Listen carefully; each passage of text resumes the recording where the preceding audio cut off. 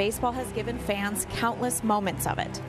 And during this pandemic, it was often hard to find joy in the uncertainty and unknown. But baseball gave fans something to cheer about, even though the stands were empty. On opening day, we celebrate the anticipation and the optimism of a new season. And today, the energy of an empty ballpark coming to life as a community gathers to watch their beloved team for the first time in 556 days. And a swing and a miss, and the ball game is over. The home field advantage has a new name in American Family Field. The additions of 2 more Gold Glove winners to cheer for. And that's back up the middle, Wong to stop, and he'll flip to DeYoung in time, and that's a good play by the Gold Glove second baseman. And a running catch at center by Jackie Bradley Jr. A full-length dive on the warning track. A manager that has led Milwaukee to 3 consecutive postseasons. An MVP and batting champion who is not satisfied. Yelich into center field. Oh my goodness, hits the scoreboard. The pride of 2 homegrown aces as anchors of a rotation. Struck him out looking. Ties a career high with 12 strikeouts. Comes the 1-2. Make it 8 strikeouts. A Rookie of the Year and all-star closer who bring fans to their feet at the end of games. A swing and a miss, he struck him out. So good, you know it's coming, you still can't hit him. What moments of joy will this crew bring you in 2021? It's time to find out with the return of Brewers baseball. Oh, all the fields there. Sophia Minard delivering us onto the air today as we get ready to play ball at American Family Field, Milwaukee, Wisconsin. Brian Anderson, Bill Schroeder, Sophia Minard. Today's game produced by Brent Reeland, directed by the great Renardo Lowe. Roof is closed on a very chilly afternoon here on April 1st. Panels are closed up as well, and I guarantee you, Rock, these 12,000 or so fans that are in this ballpark are going to sound like 40 before we're all done today. Yeah, it's great just to have them back. I mean, we talked about when it came on the air, the impact that the fans here in Milwaukee have on the energy in this ballpark, and get these guys going, and they are excited to be back at work here in Milwaukee and to do it in front of some fans finally. See Rocco Baldelli, former manager of the year in the American League and ready to lead these Minnesota Twins this year, expected to contend once again. A couple of years ago they won over 100 games. Let's check that lineup for Rocco Baldelli and the Twins. Luis Arraez will lead off, play left field. Josh Donaldson will be at third base. Jorge Polanco moves over to second base this year. In the middle, it's Miguel Sano at first. Max Kepler will be in right. Byron Buxton, maybe the face of the franchise, in center field. And then bottom 3 for Baldelli, Mitch Garver behind the plate. Newcomer Andrelton Simmons, one of the great defenders in the game. In short, Kenta Maeda will bat ninth. Remember, interleague game, National League rules here today. Pitchers will hit for themselves. Craig Counsell on his way out. He'll meet Rocco Baldelli to exchange the lineups. Kerwin Danley is the crew chief of this crew. He'll have the plate for this opening day. C.B. Buckner, Chad Fairchild, and Adam Hamari are the 4-man umpiring crew, and you can see they are bundled up. It is cool here, even though the roof is closed. Temperatures inside Miller Park will be in the mid to upper 50s. Woodruff ready to go, but still exchanging the lineups and going through the ground rules. The clock, can't wait. The clock just ticked to 1:10, so Brandon Woodruff says, what time does this 1:10 game start? I'm ready to roll, You think man. he's excited or what? Yeah, good to see. Woodruff making his second consecutive opening day start. He is an ace in every sense of the word. And the Brewers are going to start this season, Rock, with Woodruff, Corbin Burns, and Adrian Hauser, power pitchers at the top of this rotation. Yeah, and again, I mean, you know, with Woody and Burns at the top of the rotation, and 2 guys that had really good years last year, relatively young starting rotation, but Brandon Woodruff a year ago, 13 starts, 1 complete game. You can see the record not that great, but he was kind of a tough luck pitcher a year ago. That 305 earned run average for Woody, outstanding. His 5th season with the Brewers. His career record 19-11 with a really good 3.66 earned run average in 4 seasons. All right, let's get it to the 3rd member of our team, the Emmy award-winning reporter, Sophia Minard. Great job on the tee, Sophia. You gave us goosebumps up here to get us going. Hey, I think we're all feeling a little joy today, right? To be back to work here at American Family Field. It's finally opening day. There are fans here. Finally, the team is taking the field now just behind me. But Brandon Woodruff making his 2nd opening day start. You see the team take the field. Brandon Woodruff taking the mound. What a difference a year makes for him, though. Last year, he made his opening day start at an empty Wrigley Field. This year, he was so excited to make this home start in front of the home fans. He says we dearly missed them last year. We probably underestimated that. But as he takes the field here for opening day, he really likes the team that is playing behind him. He said in 2018, we were 1 game away from the World Series. In 2019, he came back from an injury to start the wild card game. So now this team is trying to make a 4th consecutive postseason, and he feels that this team is the best, well-rounded team that he's been a part of in his time with the Brewers. He said, we are strong at every position. He feels that they're solid in every phase of the game, defensively, offensively, with the pitching staff as well. You saw Colton Wong there. He said, hey, anytime you have 4 Gold Glovers playing behind you defensively, he can go out on the mound and attack and just let that defense work behind him. So when I had a chance to catch up with him yesterday at the team workout, he was already feeling those opening day nerves, the anxiety. He said, I don't even know why, he said, but it's a good thing. He said, that's a good feeling to have. He said, honestly, right now, it's just up to us to prove how good we think we are. No question. Good stuff there, Sophia. Woodruff's got his wife in the stands. He's got his child in the stands. His parents are here. And I would imagine out of the gates here, Rock, he's going to have to try to compose himself because he's one of those guys that has that football mentality to go hard, and he'll probably have to check himself in this 1st inning. Well, if you're amped up a little bit, I mean, being a power pitcher is going to help you. I mean, you figure the velocity is going to be really good, but you know, his bread and butter last year, not just the fastball, but that changeup. I mean, it was a difference maker for Brandon. He's got the slider. You know, the curveball has been very good. You mentioned his 2nd consecutive opening day start. That hasn't happened for the Brewers since 2010 when Giovanni Gallardo made 4 consecutive opening day starts, 2010 to 2014. And Woody has pretty good defense behind him. Sophia mentioning 4 Gold Glovers, and one of them not starting today, Jackie Bradley Jr., but you got Yelich and Kane, they have Gold Gloves. Javi Garcia out in right field. You got Shaw, Urias, Wong. Wong's a Gold Glover with the St. Louis Cardinals. Keston here at first base. And no Omar Narvaez behind home plate. All right, so that's the battery, Narvaez and Woodruff, to get the season started. There's Omar. And he and Manny Pena, of course, sharing the catching duties. All the pieces in place, Rock. Pleasure to be with you. Our 15th year together calling Brewers baseball. The roof is closed. It is a glorious opening day afternoon here at American Family Field. And Brandon Woodruff is ready to go. Luis Arraez will lead off for Minnesota. Josh Donaldson, then Jorge Polanco. And this is the first pitch we have all been waiting for a long, long time. Soak it in.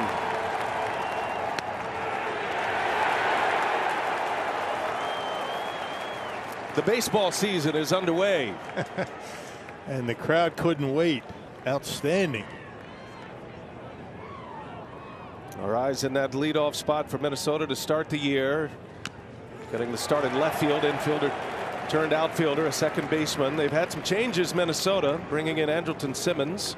He'll be the everyday shortstop. That moved Polanco, a former all-star starter at the shortstop position, over to second base. And Arraez finds his way as an outfielder now.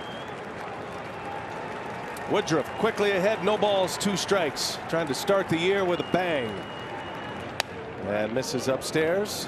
You talk about a power fastball. Brandon Woodruff has one of the best in the business. Not a whole lot of success a year ago on his fastball. Gets a lot of mileage out of that pitch, especially up in the zone.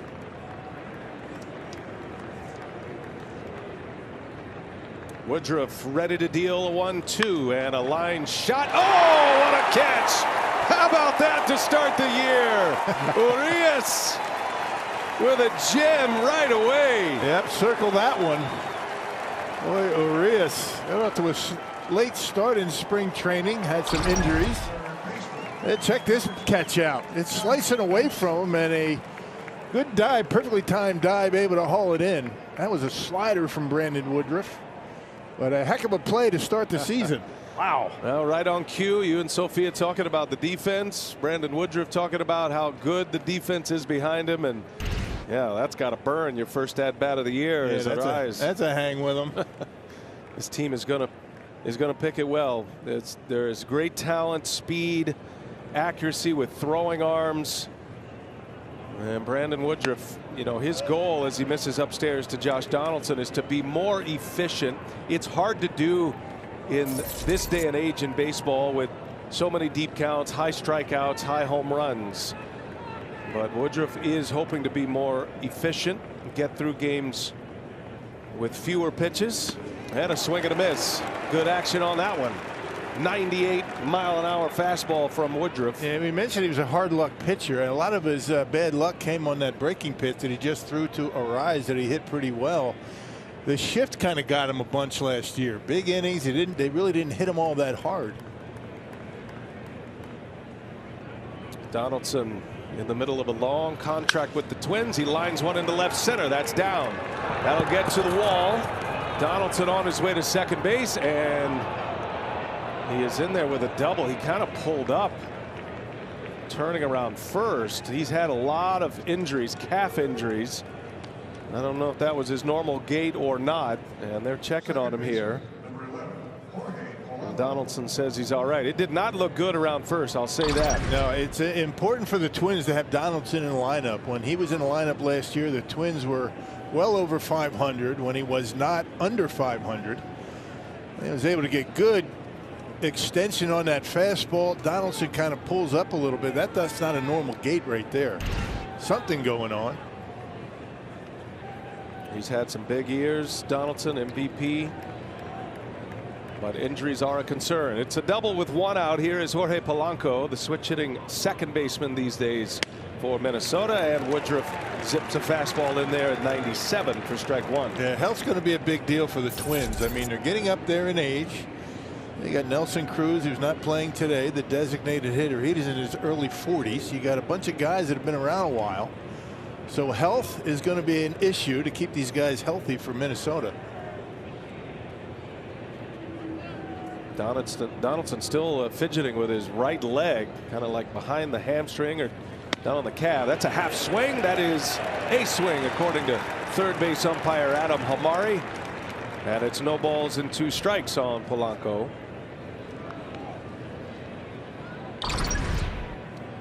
Oh, yeah. Yeah, I mean, anytime Woodruff is going to get a swing on a pitch up there, he's going to have success.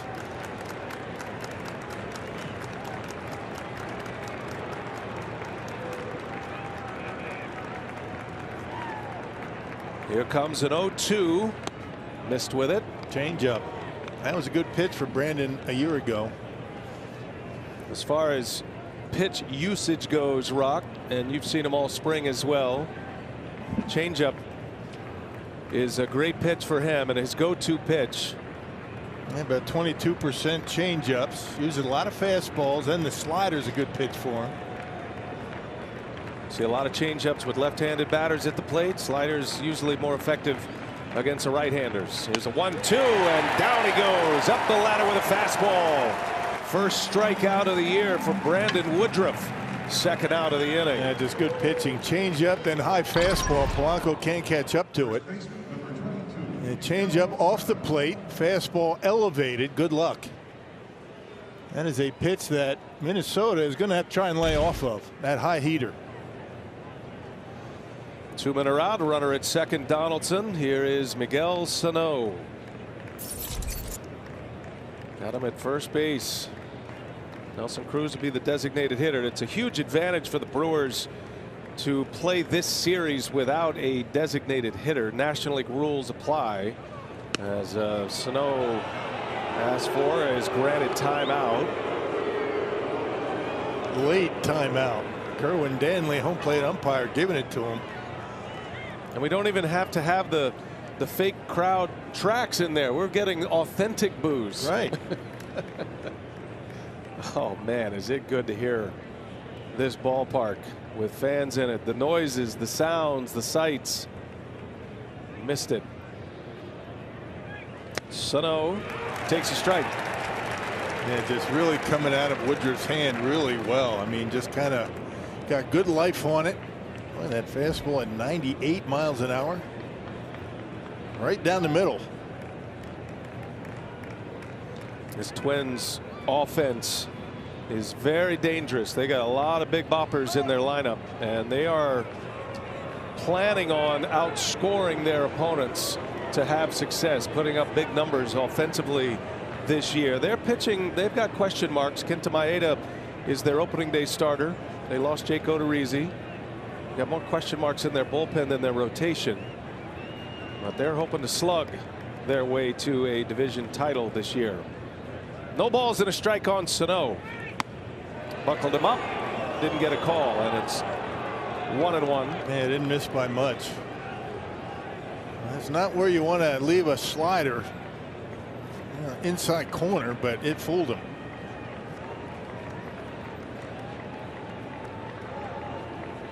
'28-year-old Brandon Woodruff, second opening day start. First to do that since Giovanni Gallardo started a franchise record 5 in a row. And a swing and a miss. That's a good bender right there at 88 miles an hour. Yeah, late breaking slider down and away.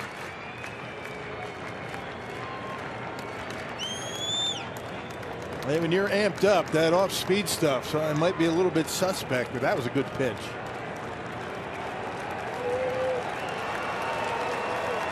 Does he have back-to-back Ks in him to finish off this first inning? The 1-2 pitch. Woodruff to Sano. Popped him foul. That'll be in the seats.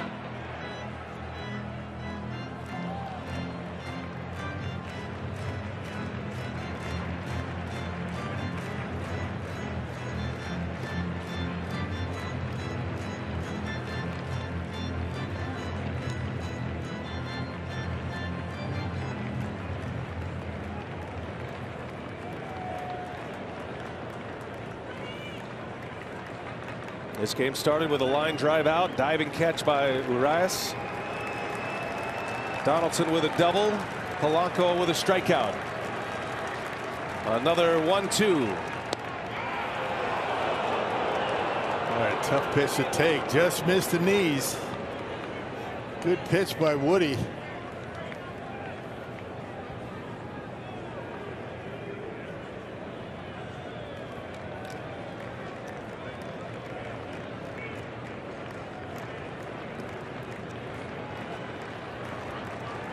Woodruff strikeout coming on a fastball. See what he has in mind here. 2-2 the count. 99. He missed. Sano with a good take. And the count now full at 3-2. That ball is just jumping out of his hand early on here. It looks good. Woodruff had a tune-up start in spring training against the Royals. That was on the 27th of March. Went 4 1/3 in that one. Had 7 strikeouts.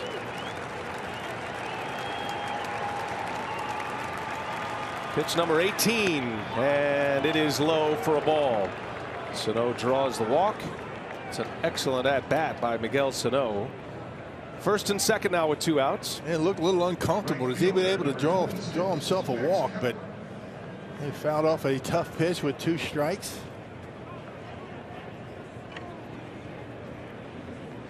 And walks not much of a problem for Brandon Woodruff ordinarily. 18 walks, 91 punch-outs last year in 73 2/3. That's pretty good work. Facing Max Kepler now. He's hoping spring training numbers don't matter, because it was a struggle for him this spring.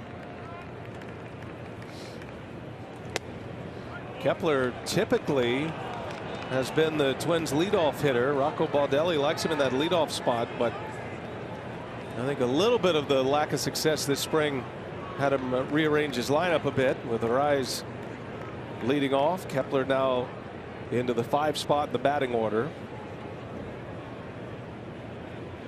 2 on, 2 outs, first inning. And Kepler takes 2 balls, no strikes. And back-to-back years for Kepler, you know, poor springs, but had a decent year last year. And they're gonna see what he can do after getting, I think, 4 hits in spring training. Yeah, that was it. And those were early. I think he's 0 for his last 20-something in spring training leading up to this season. Good numbers are bad. Players will tell you spring training doesn't matter. That's what they tell themselves anyway. Hey, you talk about it if it's good. It doesn't matter if they're bad. It's mostly how you feel, how you're seeing pitches out of the hand, if you feel like you're on time or not. It's not the best pitcher to try to get back on time against in Brandon Woodruff. High pitch count this first inning. You're looking for a nice easy jump off, but the Twins are threatening in this first with a double and a walk. 2 balls and a strike on Kepler.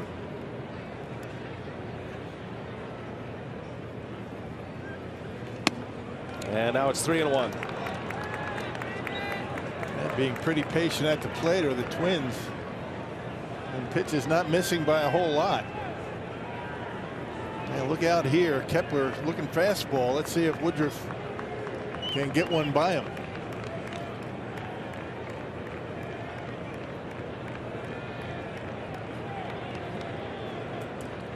Hitters count for Kepler. And Woodruff with a long pause. On the ground, shift is on. Nice easy hop. The new man at second, Colton Wong, to the new man at first, Keston Hiura. High pitch count in the first, but a donut on the board for Woodruff. Now the Brewers coming up. Colton Wong ready to lead off, then Hiura, then Yelich. And 2, a double and a walk on Woodruff, and now Craig Counsell ready to see his rejuvenated offense in play here in the regular season. Year number 7 for Craig Counsell, his 6th as the opening day manager of the Brewers. This Milwaukee franchise going to the postseason the last 3 years. That's never been done in franchise history. And let's check that batting order, Rock. Colton Wong leads it off, then Hiura, then Yelich. In the middle, it's Garcia. Travis Shaw gets the opening day start at 3rd. Lorenzo Cain. Bottom 3, Omar Narvaez, Luis Urias, and Brandon Woodruff will round out the starting 9. That's a lineup that will face the Twins opening day starter Kenta Maeda, who finished 2nd in the Cy Young Award voting last year. And had a pretty good spring to back up a good season. His first with the Twins a year ago. 6-1, his earned run average at 270. Outstanding work for Maeda, who relies on a lot of off-speed stuff. He gave up only 1 run in 18 1/3 innings in spring training. Most innings of any of the starters for the Twins in spring training. They train in Fort Myers, Florida. Shane Bieber won the Cy Young last year. Unanimous choice as the Cy Young winner from the Indians. Maeda was number 2, had a great year after all those years in Los Angeles. Traded to Minnesota, and he delivered for him. First pitch of the ball game for him is in there for a strike. Brewers are excited to see what Colton Wong is going to do in this ballpark. American Family Field is perfectly situated for a guy like Colton Wong, you would think. And he's always hit well here as a Cardinal. Looks like Josh Donaldson's out of the game. Yep. I saw Donaldson hobble around first base, so they've already made some changes. Arraez moves over to third base. Rock will get you the rest of that defense in a moment. But Donaldson gets 1 at bat and then taken out.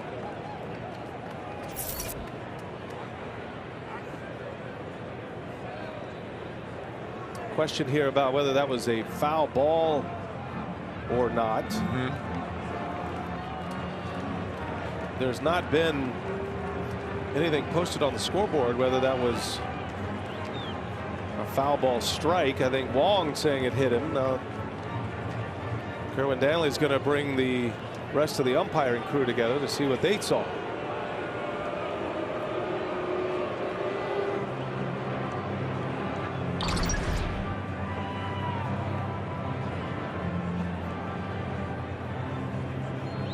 Yeah, it's a foul ball. Should be. Yeah, it looked like it hit the bat. It's not reviewable, by the way. Can't go to replay on a play like that, so they'll have to get help from the umpires who were facing the play instead. Yeah, Colton Long, he certainly knows it was a foul ball. We'll see if they're paying attention this early in the game, Rock.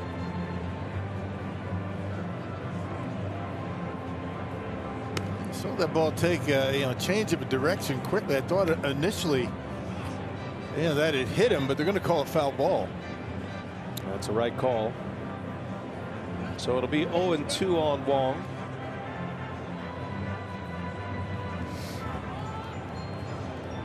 Maeda is a strike throwing machine.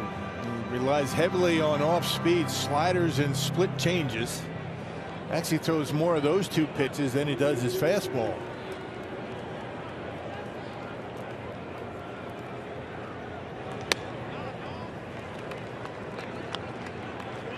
Wong, the Gold Glove Award winner, second base last 2 seasons, 2019 and 20. Been hitting a bunch of home runs in spring training, hit 4 of them as a matter of fact. Brewers signed him in early February. What a piece to get, and that's going to be a swing and a miss. Just got a piece of it. It was a tip into the mid of the catcher, Garver, and a strikeout for Maeda to start his season. Well, let's check out the defense for Minnesota. And with Josh Donaldson out of the game, it's going to be Jake Cave in left now. You got Byron Buxton. This guy's a highlight reel waiting to happen out in the center. Max Kepler, you got Arise and Simmons on the left side. Polanco and Sano on the right side, and Mitch Garver behind home plate. Troublesome start for Minnesota, losing Donaldson after 1 at bat. And that's what we were saying. I mean, health's going to be an issue for this team. They're getting up there in age. That didn't take long. Maeda facing Keston Hiura, the new Brewers first baseman this year. He's looked good over at first. Early in the spring training schedule, was spending a lot of time on his defense, not just about the ground balls, spending more time on cutoff and relays and positioning, when to go after a ball in the hole on the right side versus when to go to the bag. All those little details that first basemen have naturally if they've been there for a while. It's all brand new to Keston Hiura, but he's over at first and in the lineup because of what he does right here at the plate. Yeah, he'll get it. Got a pretty good second baseman to cover for him, so pretty much, unless they have an exaggerated shift. I mean, as soon as the ball's hit, head to first base most of the time because Colton Long is going to be there. First ever game at first base. Didn't even own a first baseman's mitt until this year. He was borrowing Travis Shaw's. Actually, he used an old Prince Fielder first baseman's glove at one point this spring early. But he got in a lot of work. Spring training, played 80 innings, made 16 starts at first base in the Cactus League. 2 balls, 2 strikes. And he got him. He knew it. Yep, slider. The slider, split change. Sometimes it's hard to distinguish between the two.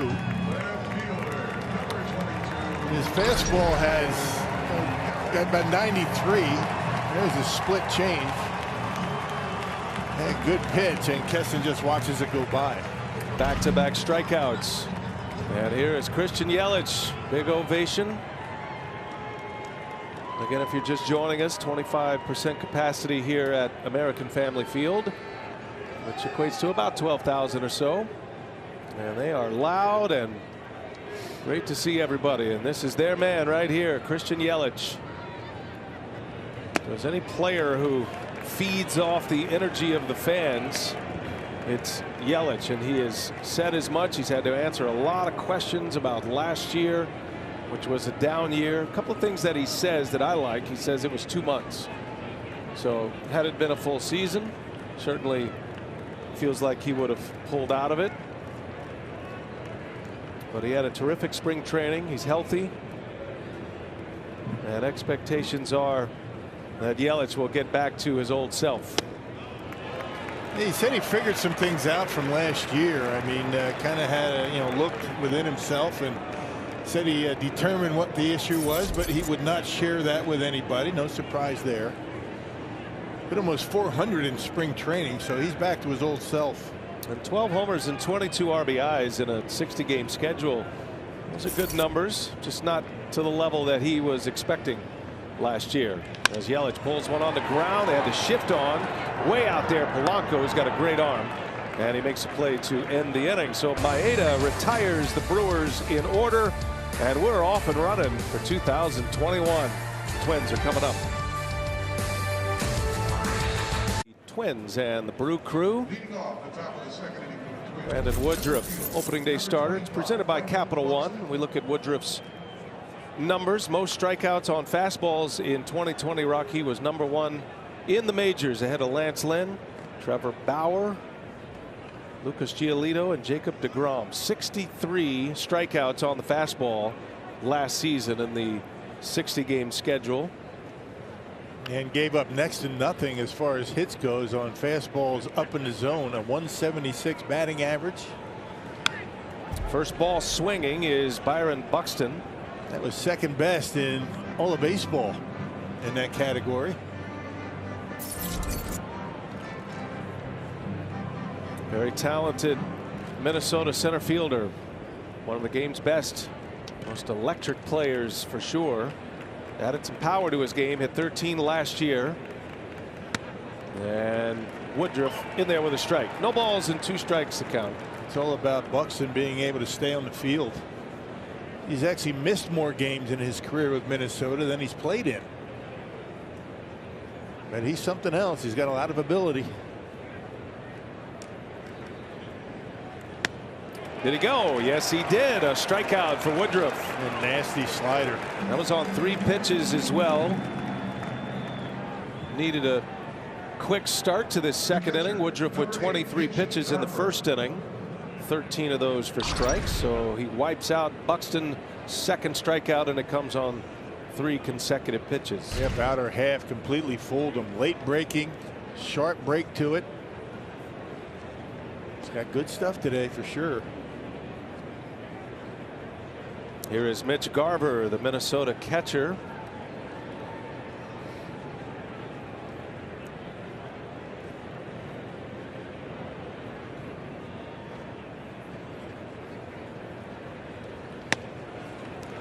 Pouring him in is Woodruff.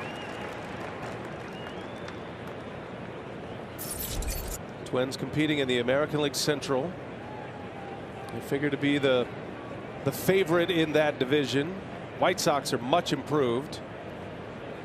Although losing Eloy Jimenez is a big loss for them, but they've added to their roster. Cleveland has an excellent pitching staff once again.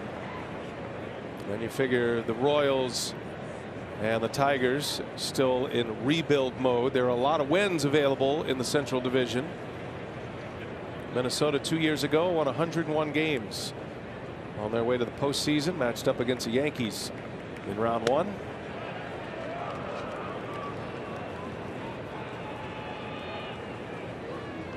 In the NL Central, the Brewers and the Cardinals are the expected challengers for the division. Cubs still have a terrific lineup. There's a swing and a miss. Woodruff with back-to-back Ks. That gives him 3 so far. Good start to this second inning, making quick work of Buxton and Garver. Yeah, first fastball that he threw. Here it is.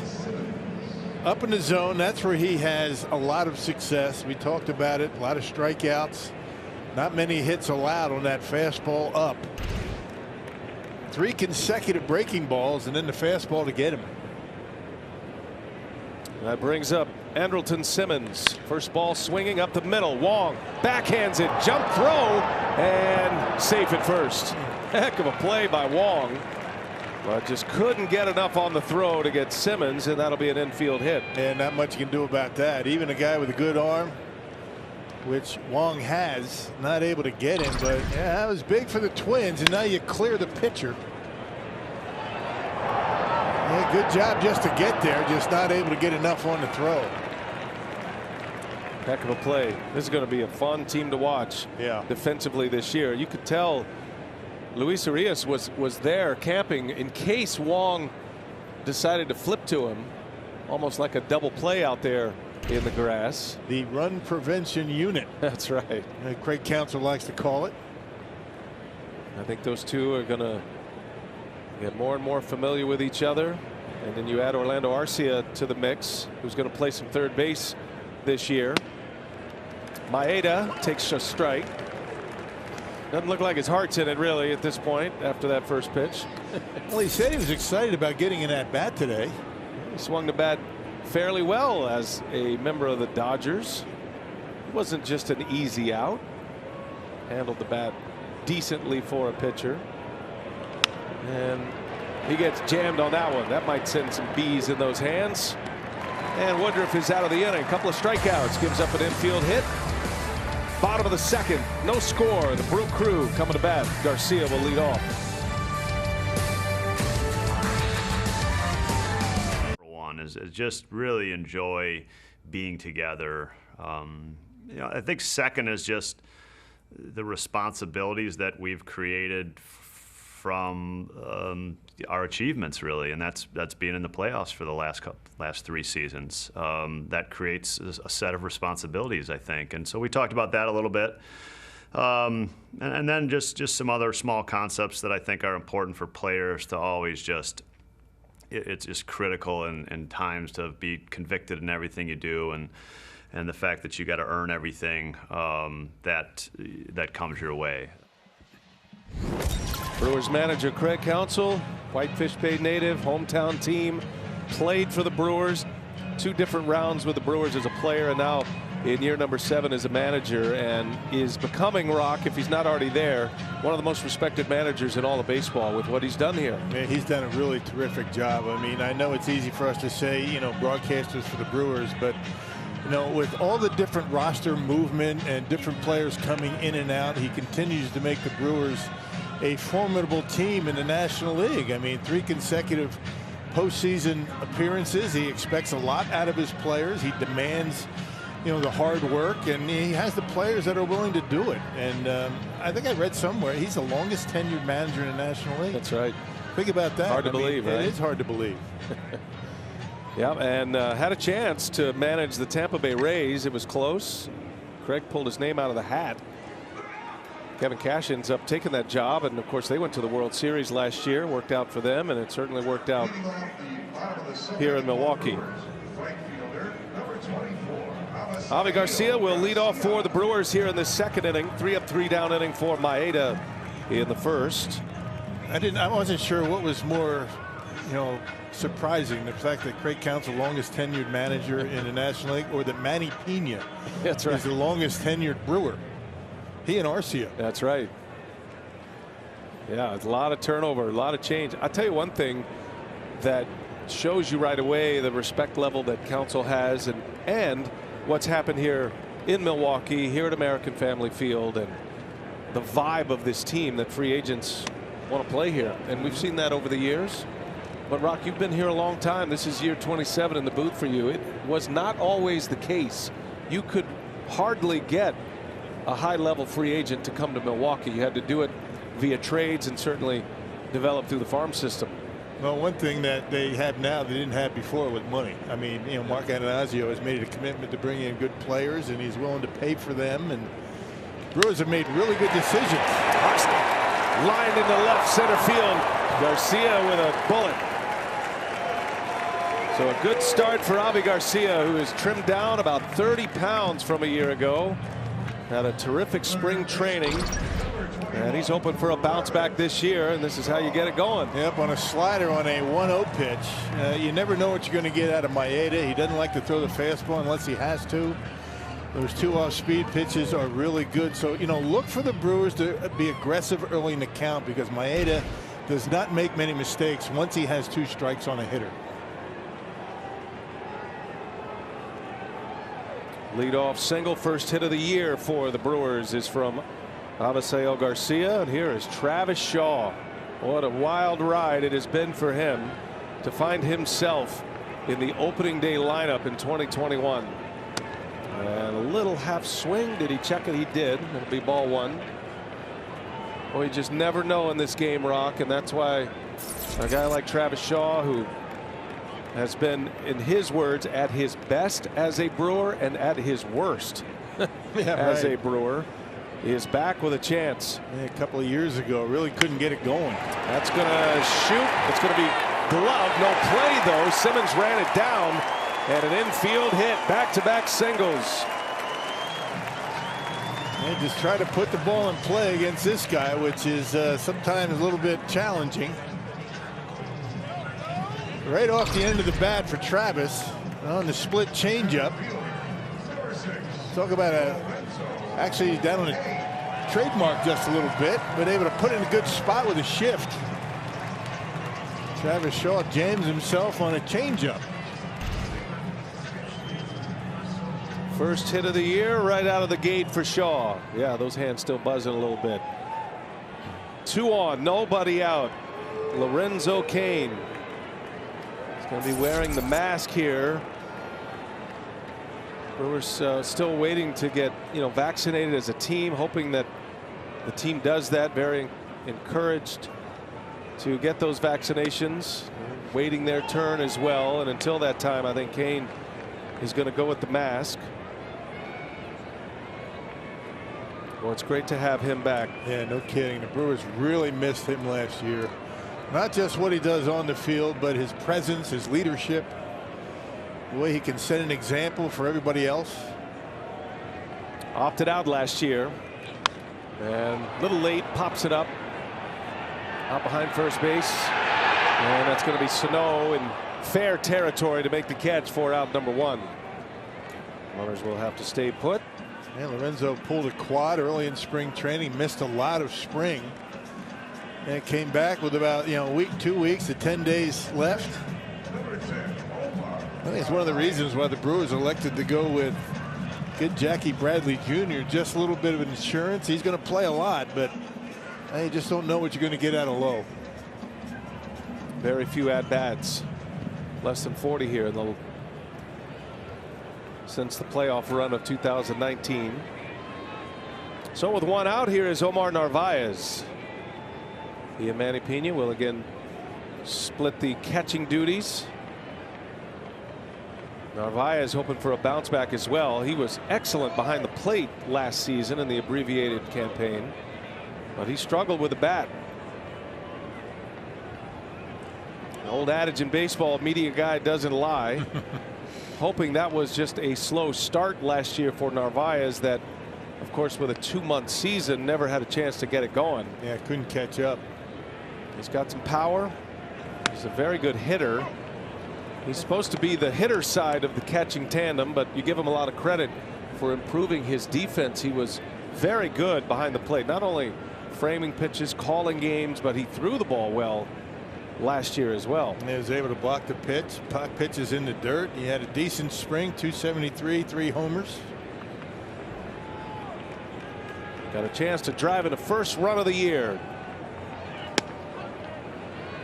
0-2 the count. Yeah, it fooled him. You don't expect fastballs, particularly there. You can see Maeda kind of shook his head saying, I don't want to throw another one there. But you go up against this guy, you don't expect fastballs for strikes.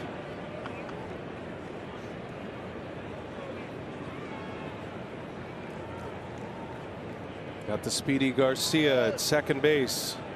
Led this inning off with a single.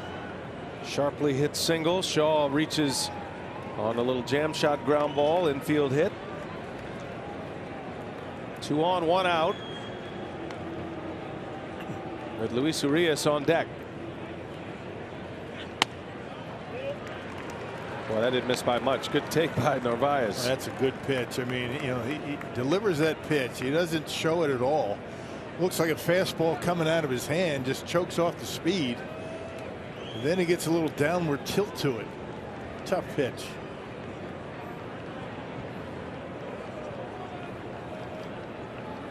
Maeda depends on keeping the ball on the ground.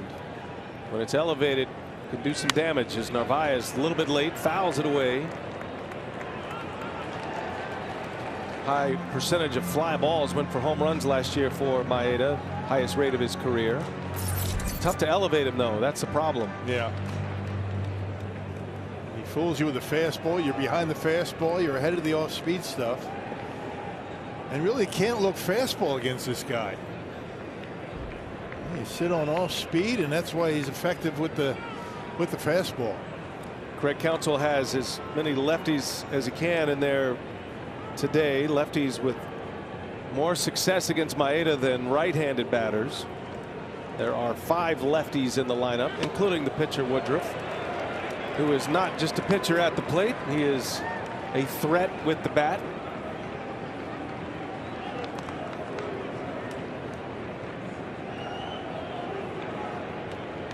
Can't wait to get in there and hit again. He missed it last year. Remember, the DH was in play for both leagues last season. Back to the standard rules of National League play this year. 2-2 the count. It was 0-2. Narvaez in the air, center field. Buxton will track it down. Garcia won't challenge the arm. And the second out on a fly ball out to center field, F8. Got him on an off-speed pitch, hit it decent, didn't get all of it. 2 pretty good center fielders in this game today. And one on the bench. Yeah, right. I mean, Byron Buxton, I mean, if it stays in the ballpark, pretty good chance he's going to catch. You could say the same with Lorenzo Cain. Buxton, one of the fastest players in the big leagues.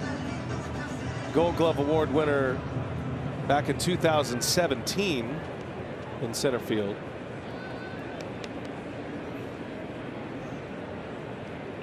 Luis Arias now with 2 away. Brock, I think this is one of the more discussed players the Brewers have leading up to this 2021 season. The combination of Arias and Arcia. On the first pitch, he pops it up, got out in front of one. A little over anxious, and that will retire the side. A promising start with back-to-back hits, but the Brewers come up empty in the second. We're scoreless on opening day at American Family Field. Colton Wong in his first game as a Milwaukee Brewer. Our Indeed player resume focuses on Wong. First 8 seasons with the Cardinals rock. 852 games, 2 Gold Gloves, 2019 and then again last season. On base percentage of .356 going back to the 19 season, which by the way is the highest among National League second basemen. What an addition. Yeah, no kidding. And I think that everybody was wondering, you know, how much more shifting are the Brewers going to be able to do. But Craig Counsell says they're going to do less because you have really good range. You got a good throwing arm. You know, Keston here, not the greatest defender over at second base, but he's got a Gold Glover over there. And that solved the first base problem that the Brewers had, you know, in the offseason. Who was going to play first base? Well, you move Keston Hiura over to first. You've got a Gold Glover at second base, and you have a pretty good on-base percentage guy, you know, in Colton Wong. So a lot of issues solved with the signing of Colton Wong. That was a good move. Gold Glove defense. Yelich won a Gold Glove as a left fielder with the Marlins. Jackie Bradley Jr. as a center fielder with the Red Sox at 18. Cain won a Gold Glove here in Milwaukee 2 seasons ago, and of course Wong, as we told you, the last 2 years as a member of the Cardinals. All part of the run prevention unit. Cain checking his card on his defensive alignment. Luis Arias coming up. You'd be hard pressed to find another big league team with 4 Gold Glovers, you know, on their roster. I'm sure there are some, but I can't think of one off the top of my head. 4 different players, yeah. Yeah, right. I'm with you.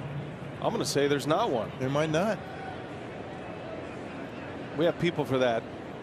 His name's Aaron, and he's on it. Here's a rise as Woodruff delivers a strike back around to the top of the order. You know, I should have asked Aaron to look that up before I said that. I mean, he is right behind us. I could have, you know, sounded really smart. Just thinking on the fly. But Right to one. He bobbles, and it's dug out over there by Hira. Okay. So we almost put the announcer jinx on Wong, but the new first baseman with a nice little dig. Yeah. Kind of an easy hop for Keston Hira, that short hop. That's the in-between hop that's going to give a lot of guys problems. The long hop, the short hop, really no issue. That's a short hop. Able to pick it, keep his foot on the bag. Be good for his confidence. Talking about Hira. Really wouldn't have been an announcer jinx, just for the record. That's more of a producer jinx. Yeah, right. It was his graphic and his. When they put it up like that, we're forced to talk about it. What are we supposed to do? Knock on wood, then talk about it. It's Brent Reelan. You can find him on Twitter, I'm sure. Jake Kay, this is his first plate appearance. Josh Donaldson had to leave the game with tightness in the right hamstring. Yeah, Donaldson's had a tough time staying on the field, hadn't he? Yeah, for the Twins, missed a lot of time last year. Already having to be removed today. It's a big bat to be without. So you don't have Donaldson now, and you don't have Nelson Cruz in your lineup. No DH really straps Minnesota with a big bat, but he'll certainly be available and expected to have another good year. The guy just keeps turning along. Came up with the Brewers in his big league debut. He's had a fantastic career. Cave takes ball 4.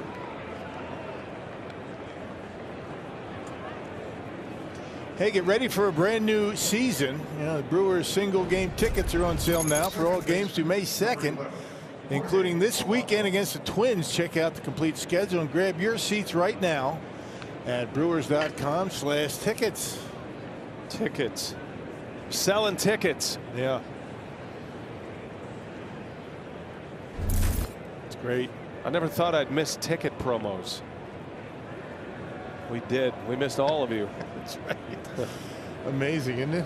There were times last year calling games here from the booth where Rock and I would tell each other, we're just not going to look out in the stands. I mean, we're not going to look at it because it's depressing.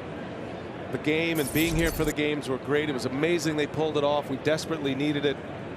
Baseball returned when we needed some entertainment and something to try to give us a little distraction and entertainment from what has just been a brutal scenario in this pandemic. Just brutal on all fronts. Every level. Yep. So we would look at each other and say, we're not looking in the stands. We'll just look at each other. And so if I have to spend, you know, for me, 25 games or so looking at Rock only. You're a lucky man. That's a problem. Oh, you're a lucky guy. It's good to see everybody here and all of you watching. We know everybody was tuned in and big numbers watching the games last year. And we could sense your presence and all the notes and kind words and the criticism. We even welcome that too. But things are starting to feel more normal here. Yeah. And hopefully as the months go by, vaccinations continue to go as they're going, and we can expand and get back to a new normal, let's call it. Yeah, fill these ballparks up again. Have some fun again. Jam shot, caught, no chance for 2. Got in on the hands of Polanco and out number 2 for Woodruff. Yeah, that's that high fastball. You know, not many hard hit balls off of Brandon Woodruff on that high fastball. That's the way it's been for him from the beginning. He gets hurt, breaking pitch, and fastballs down. There's a good number on Woodruff, well hit average. So what they consider a well hit ball is 95 miles an hour exit velocity or better. So opponents had a well hit average of just 130 against Brandon Woodruff last year. That was second best among starters in the big leagues. League average 178 batting average. And Woodruff, opponents on that fastball at 130 for a well hit average. That tells you a lot. Weak contact. Yeah, right. I mean, he had a great earned run average. I mean, 3.05, but you know, the win-loss record just didn't jive. It was 3-5. Not a lot of hard hit base hits, ended up finding holes in that infield. And the shift got him quite a bit last year. Made 13 starts last year. Sano checks his swing. For Woodruff, the 13 starts tied 3 others for the major league lead in a 60-game schedule. He was 4th in innings, 4th in opponent batting average, which was 204, 4th in hits per 9 innings, top 5 in whip as well. That's walks and hits per innings pitched. So by no means a down year. I mean, it was a good year. It wasn't an electrifying type year for Woodruff. He thinks there's more in his year. And the only thing he was disappointed in, really, other than that 1-loss record, is not able to pitch deep into games all that often. 2-1. A shot into right center. Over to cut it off is Garcia. On his way to third goes Cave. And Sano on twice. Proven to be a challenging hitter for Brandon Woodruff. A walk and a single now. And it's 2 men on with 2 outs. And made a mistake with a slider. Check it out right down the middle, and Sano able to slice it into right center. Kind of a spinner, didn't do a whole lot. And good contact by Sano, and the inning continues with 2 outs, 1st and 3rd. That's where a lot of the mistakes come from with Brandon. Yeah, that slider. 2 men are out. Here is Max Kepler. Got himself into a hitter's count in the 1st inning with 2 on, and then he bounced out to end the inning. He's up there aggressive, trying to jump on that first pitch. That was at 99 miles an hour, and Kepler late.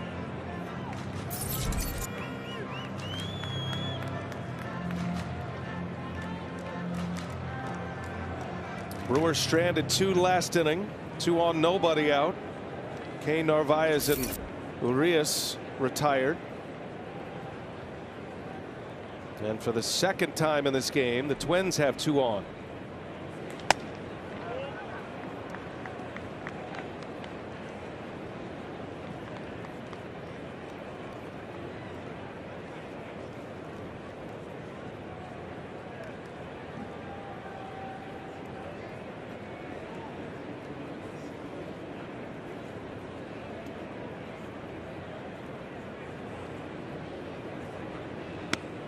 In there, beauty. Buckled him. Good changeup, good pitch. He threw one to Sano. Yeah, for a strike. Good pitch there.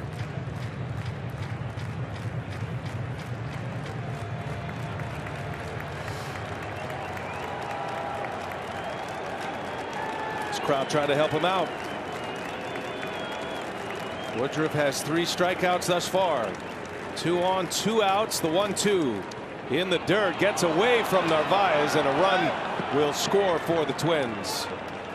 First run of the season, and it comes from the opponent on a wild pitch. And Narvaez would tell you, he should have blocked it. You know, change up. Anytime you call a change up, you have to expect it in the dirt. You got to be ready to block it. Not able to square himself to that baseball. Watch the way his body is going to be off to the side. His chest protector hits the glove, actually, and yeah, squirts away far enough. Cave able to score, so the walk with 1 out ends up coming around to score a run. That's a giveaway. Got to do better than that behind the plate.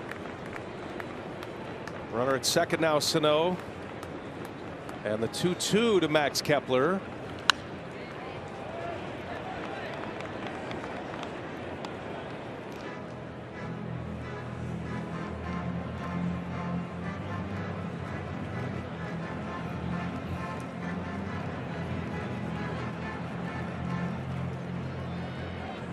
That'll be an earned run on Woodruff's line. The walk, a single, and the wild pitch. Trying to leave a man at 2nd base. 2 balls, 2 strikes.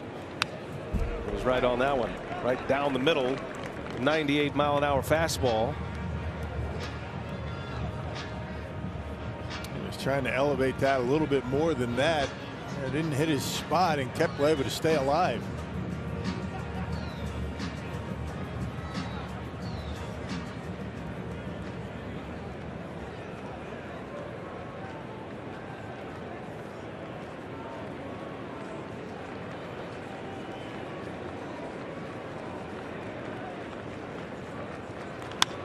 Into center.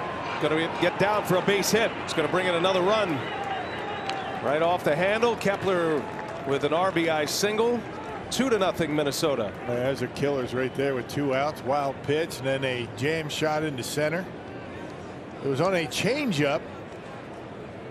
Outer half, and he was able to fight it off into center field. Pretty good at bat for Kepler. You see the changeup grip. It was up a little bit, but Kepler able to get the end of the bat on it, dump it into center. And with 2 outs, the Twins able to plate a couple of runs. Sano running with a crack of the bat, scores easily. And Kepler, with all his spring training troubles, delivers an RBI single, the first RBI of the season for the Twins. That brings up Byron Buxton now. Shift is on for Buxton. 3 infielders on the left side. And he muscles one foul to the right side over there by Sophia. That wild pitch was really important in this inning for Minnesota. Not only did it score a run, but it allowed Snow to get into scoring position. Hey, you make mistakes and the Twins jumping all over them.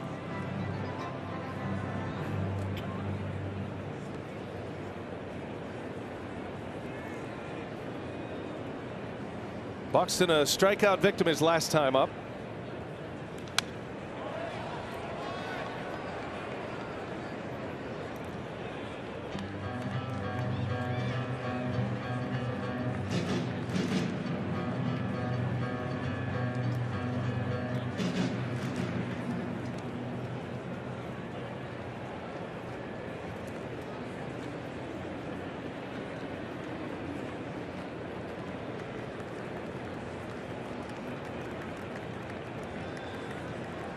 Woodruff's got him in a hole. 0-2. Got him. A strikeout to end the inning. A frustrating inning for Brandon Woodruff. A wild pitch and an RBI single. And Minnesota strikes first in 2021. The third, 2-0 as we go to the Brewer half of the third inning. And as we usually do on opening day, we bring in the owner, Mark Atanasio. Good to see you. This is not a Zoom call you're on. You're actually here at the ballpark, but you're used to looking at the camera. Welcome, boss. Great to see you. Looking at the camera. If I look to the right, I'm looking at the field. If I look down, I'm looking at the screen. Pretty good seat. We're talking between innings. And Rock and I mentioned when we hit the air here today, we got a little emotional in this ballpark seeing fans again. We missed it so much last year. Yeah, and they're all so happy to be here. And I'm equally thrilled to see everyone. It doesn't feel like opening day, but it feels like Brewers baseball. It seems like the crowd is so into it. I mean, the beginning of the game, the crowd seemed like it was a lot more than 25% capacity with the noise they were making. And players, I know the players missed it, we missed it, you missed it, but just the energy that they provide for everybody. Yeah, we had a couple of fans near me getting on the umpire, and that was familiar. Come on, Blue. Come on, 44. Nice, nice. Yeah, we missed that. Brandon Woodruff will lead off. We'll be chatting with Mark through this bottom of the third inning. Mark usually brings some pretty good luck to these innings. Let's see if Woodruff, who did not get an at-bat last year with the DH in play, he's been eager to swing the bat once again. He can really handle the bat. And if you want to hear about 12,000 fans get loud, if he hits one out of here, you'll hear it. It'll sound like 40,000. Mark, the plan moving forward, I know the hope is that you can continue to expand the ticket sales and add more fans as that becomes available. And I'm guessing vaccinations and that schedule is important. But what can you say about that as Woodruff strikes out? What is the latest on that front? Rick Schlesinger and our team is in contact with the county health commissioner here, and they've been very constructive. There's a new person in charge. And first thing I want to do is see how this opening series goes. So, we've got the ballpark well set up. From what I can tell, the fans are all following the protocols. Mostly happy to be here. You see they're wearing masks, and I haven't seen anybody trying to eat through their masks. Well, you haven't been in our booth yet. I mean, right? That's funny. How much has Major League Baseball played a role? I mean, I know they played a major role, but as far as capacity in ballparks, is it basically up to the city, states, or Major League Baseball weigh in, or how does that process work? Baseball puts forward protocols for all 30 teams, which is a combination of keeping the players safe and then outward-facing protocols. And then it's up to the individual teams to deal with the local health officials. So at opening day, we have a range from, I think, unless it's changed, 12% in Boston to 100% in Texas, and kind of everything in between. So, and everyone's looking at each other, see how it's going to go. One thing our fans should be aware of is, as capacity increases, we've got to reconfigure the ballpark. We can't do that on a moment's notice. So the seats are strapped now so that you can't put them down. You literally can't sit in seats that you're not allowed to sit in. So take a little time as the standards get relaxed, and we're going to be on it full time to get everybody back. And speaking of the stadium, a lot of changes. You notice Birdie Chalet has a different look, the white slide, and talk about some of the changes and why those took place in the offseason. Well, American Family now has taken over naming rights, and they got quite engaged. You can see the signage around the ballpark, which actually melds well. They were very constructive on trying to use our colors and not their traditional colors for some of the signage. They wanted it. Through their generosity, they've built Bernie a chalet, and and it looks like it's always been there. It's great. Got that old school Bernie look. There's a base hit. Colton Wong, his first hit as a Brewer. It'll be a single. And welcome to Milwaukee, Colton Wong. He delivers one to right. That's got to feel good for him. Brewers have a base runner with one out. Yep, on a 2-strike pitch. Looked like a changeup that was up in the zone. And, Mark Colton Wong is going to be a tremendous addition. I mean, a contact-type guy. He's a grinder. He plays really good defense. Walk us through the process, how you guys were able to grab him and get him on the Brewers. So we stayed in touch with, he was one of the target free agents for us, and we stayed in touch with him. And, as our conversations with Justin Turner dragged, I talked to David Stearns about maybe trying to accelerate with Colton, because I did not want to end up empty-handed. And then, of course, we're able to also get, Jackie Bradley Jr., which I'm really excited about. So, 2 Gold Glovers to Milwaukee will... Craig Counsell calls for run prevention. We're going to prevent some runs. Visiting with Mark Ananasio, Brewers owner, is with us. 2 booths down here at the ballpark with Hira at the plate. Rock and I were having this conversation earlier about free agents, and this has become a destination under your watch over these years. And when did you feel like that first started to turn for you after you took over? I believe in 05 was your first full year in place. When did you start to sense that, Mark? Well, the first free agent we actually recruited successfully was Jeff Suppan, our bigger name free agent, and he just come off a World Series appearance and win with the Cardinals. And the fact that we could get a pitcher of that stature to Milwaukee, I think, kind of set the tone that we were going to be active in that market. And then, frankly, once we had the huge success in 08 with CeCe here, and that really changed everything. Great memories from 2008. That snapped a 26-year drought between playoff appearances. And here we are, Mark, 3 consecutive playoff appearances for Craig Counsell and the Brewers. Look, this is, I remember my first press conference, I was told I wouldn't be smiling so much when I lost 26 years in a row or whatever it was. I think it was 20 years in a row then or something.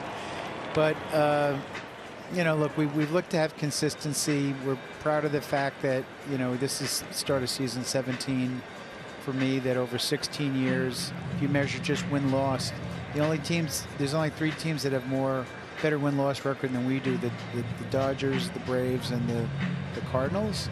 It's pretty good company, and 3 straight playoff appearances, for the first time. And again, it's really not we're not trying to be 500. We're trying to make the playoffs, and then who knows. So we're very encouraged this year if we can stay healthy at how competitive this team can be. Hira into right field, didn't quite get it, and that'll land in the glove of Buxton. Back to first goes Wong. Second out here in this 3rd inning. Mark, with so many fans watching today, and we have the numbers in the ballpark today around 12,000. Christian Yelich comes up. He's the face of the franchise. He kind of shies away from that, but you signed him to a long-term deal. Can you just talk a little bit about that relationship, your relationship, and his willingness to want to be here basically for the rest of his career? Yeah, that was the whole tone of the discussion with Christian and Joe Longo, his agent, were, how he could finish his career here. And he's embraced it in every which way. He's a brand ambassador for American Family. I think he's got his first ad for that. He's got a sizzle. He sent us a sizzle reel that he's putting on his website for this, ChristianYelich.com, or I'm not sure how you access it, but it's pretty exciting, showing him working out in the off season. And I don't think you put that up on your website unless you're feeling good about this year. And obviously, he's helped us recruit players to the team, and that's a big help as well. Mark, it's kind of a head scratcher.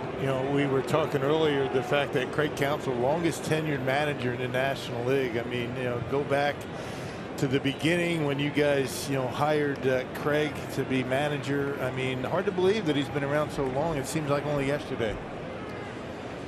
Yeah, and some of that, and so that's what he joined.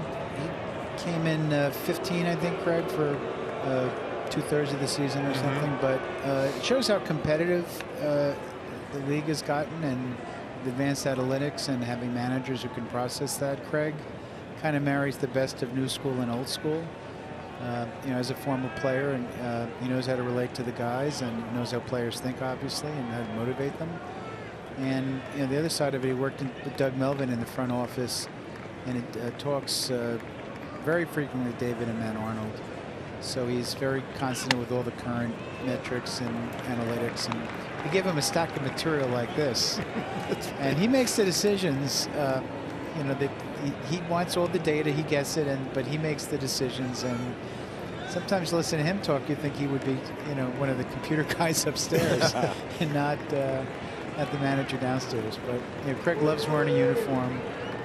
And by the way, one of the great things about having him here, his sons play baseball in the same high school team, second base and shortstop, which he told me today, and that's pretty cool. Yeah, have you addressed the team? And I know that it's been pretty popular, some of the themes that you have had in the past, like I'm going to make this to be a little bit more TV friendly. Don't mess it up. I mean, you've had those conversations before. Have you addressed the guys at all?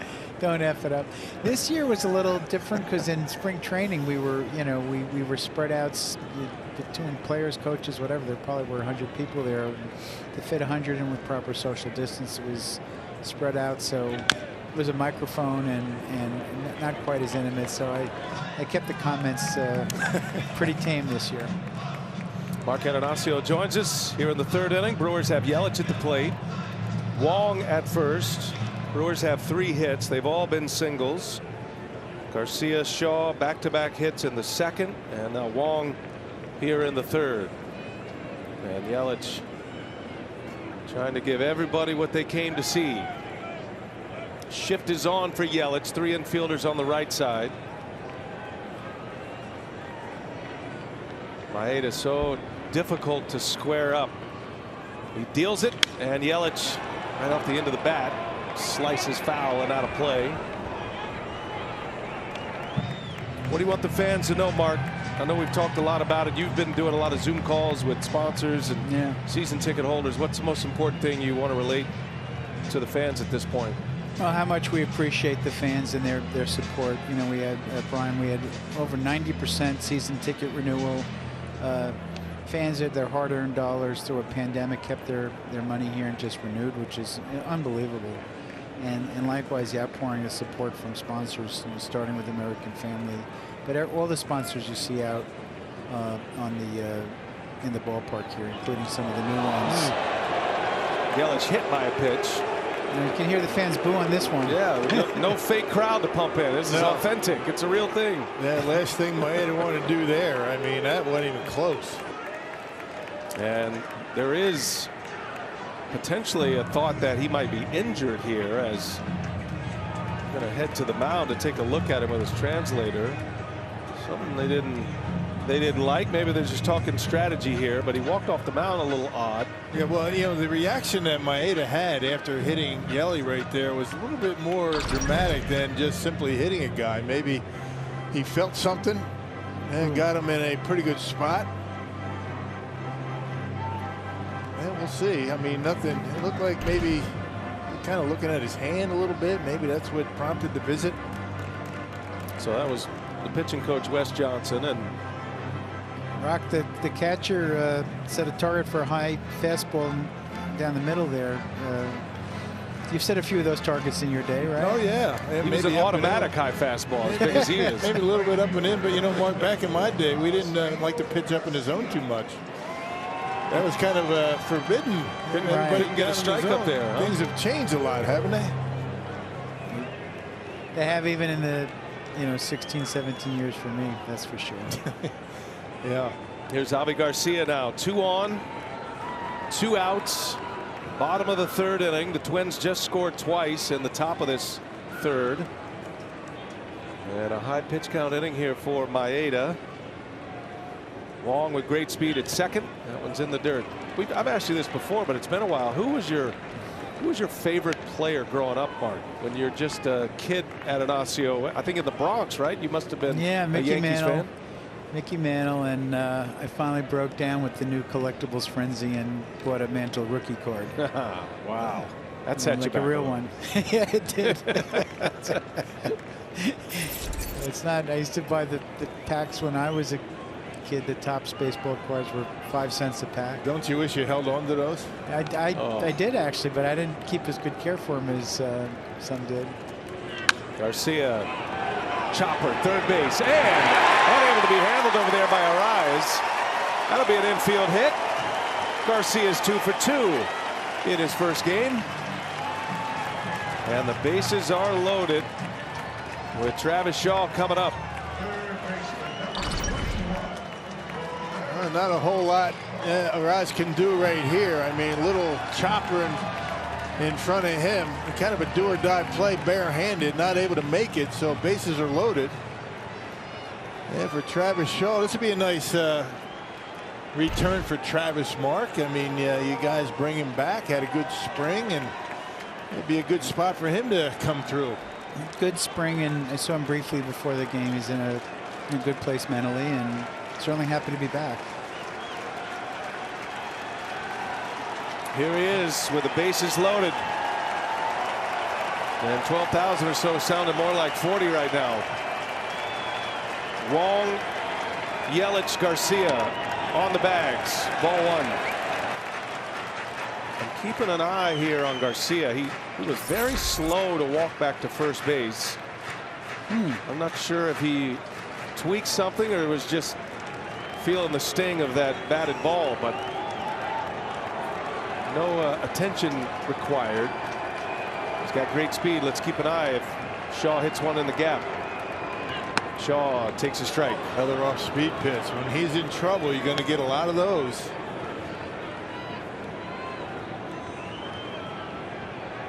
Sometimes it's almost like Maeda knows what you're looking for and throws just the opposite. Got so many weapons at his disposal. Great command with everything. He'll throw anything at any count. They're loaded up. All 3 run well.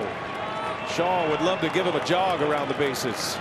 And that misses high. 2 balls and a strike. Ordinarily, you're sitting dead fastball in this situation, but with Kenta Maeda, you just don't know. That slider, changeup, fastball, you just don't know. You can't sit on one pitch. You can guess. And if he gets right, you're in good shape. Travis had the best year of his career as a Brewer, 2017. 31 homers, 101 runs batted in. Followed it up with a 32 homer season and 86 driven in 2018. And then the collapse began. But he returns after playing 50 games with the Blue Jays last season. In the air, left field slicing foul, and in the seats. Yep, slider. Yep, bases loaded. 2-1 count. He gave him the slider.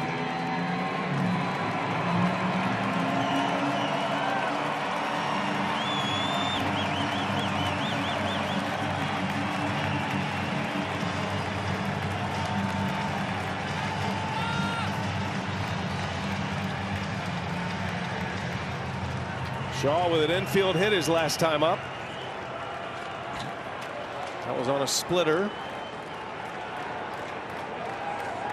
2-2 the count.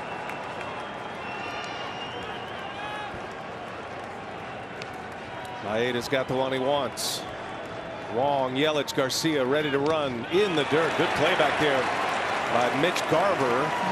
And now the count is full, and now all three base runners will get a head start. And every pitch in this sequence has been the slider.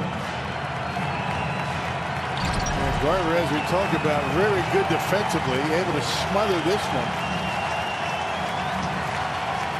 Textbook. Now we'll hear the crowd. Now they're standing.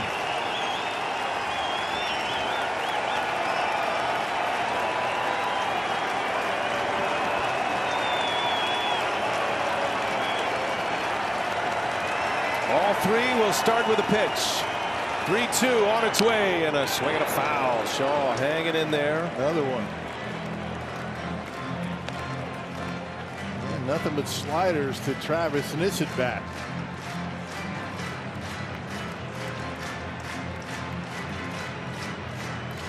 Maeda hit Yelich after Wong's single. Maeda did not hit a batter all of last year. And then he gives up the infield hit on the little dribbler over to third. Now Shaw a chance to do some damage. Bottom of the third inning. Twins got two in the top of this frame. 3-2, 2 outs. Runners go. Shaw fights another one off. Just been a little out in front of these off-speed pitches. But he's been able to stay alive. Everything outer half. And not giving Travis anything down and in. Typically lefties like it down there.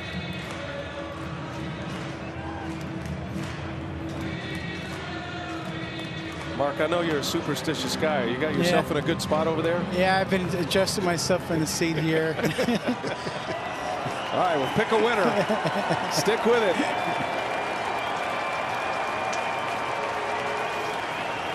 Some action early in this one. We'll do it again. Another 3-2 pitch. Runners go. Shaw takes ball 4. Well, that's a good at bat by Travis. Really good at bat. I mean, that's a veteran guy, knows his strike zone. Not a deer in the headlights type of at bat. That's when you want a veteran at the plate. Maeda didn't walk many. He only walked 10 all year last year. That was a big walk for Travis Shaw. 8-pitch at bat. 3 foul balls. Earns an RBI with a bases loaded walk, and the Brewers score their first run of the year. And now Lorenzo Cain will step in with them loaded. Cain with a pop out into foul territory his first time up. That's Yelich over at third, Garcia at second. Both run very well. Shaw below average speed at first. And Cain takes a ball. Interesting that Maeda goes all sliders to the left-hander Shaw and starts Cain off with a fastball. High pitch count this inning. I think Mitch Garver, more than anything else, just wants to give him a breather here. 27 pitches this inning. Maeda has 55 for the game. Tapping into the reservoirs here for the Minnesota starter.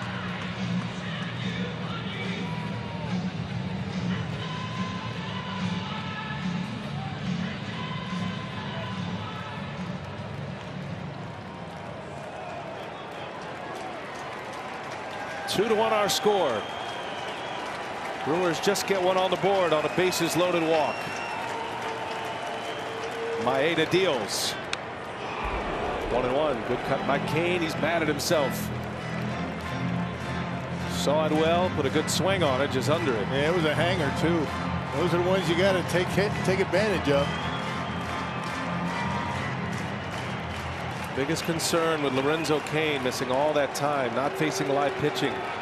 Opted out last year after the first couple of weeks. It's a difficult thing to do it at this level, especially when you miss time. Maeda missed. 2 balls and a strike. Brewers making him throw strikes. Cain got 20 at bats this spring. Had 5 hits, including a homer. Had a quad injury that shut him down for a time. 3 balls and a strike. Yeah. One of the benefits of a veteran lineup. Make him throw the ball over the plate. Let's see what Maeda gives him here. Been sliders and fastballs to Lorenzo.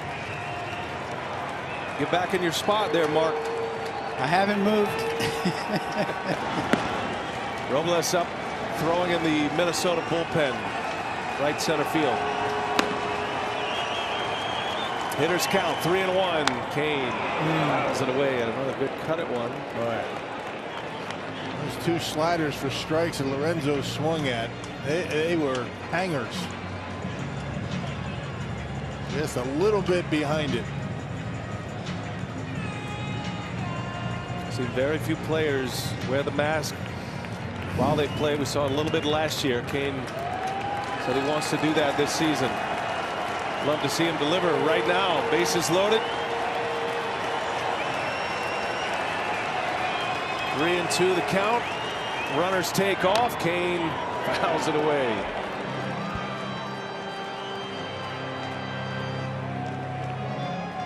Cain, maybe more than any other player, can give you some of the ugliest hack foul balls you've ever seen and then deliver. And then drive one into the gap somewhere. It's something that he's always done. You think you've got him as a pitcher. You got him fooled. And he's pretty good at flaring one to right in these situations too.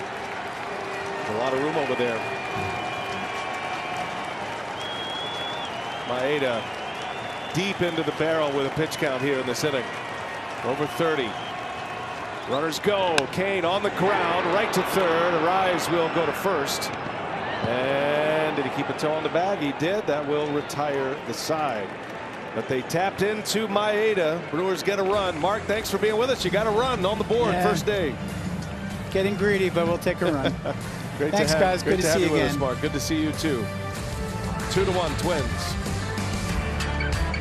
Day in Milwaukee. Hey, be prepared for the return of fans at American Family Field. The Brewers are taking steps to keep all fans safe and healthy, including special cleaning protocols, socially distanced seating pods, hand sanitizing stations, and mobile concessions via the MLB Ballpark app. Learn more at brewers.com/COVID. American Family Field. Great to see the folks in the stands. They were up and cheering, making themselves heard. Brewers do get one. They don't cash in on the big inning, Rock. However, 36 pitches in that inning for Kenta Maeda. Yeah, and the one thing the Brewers would like to do, get into that bullpen. I mean, the starting rotation for Minnesota, not bad, but they have issues in their bullpen. So try to get that pitch count up, which they did, and maybe get to work on that pen. So here we go, 4th inning. Brandon Woodruff back on the mound. He's got Garver leading off. Bottom of the order coming up for Minnesota. Brewers get a couple of at-bats with the bases loaded against Maeda. You want to know how good Maeda was last year?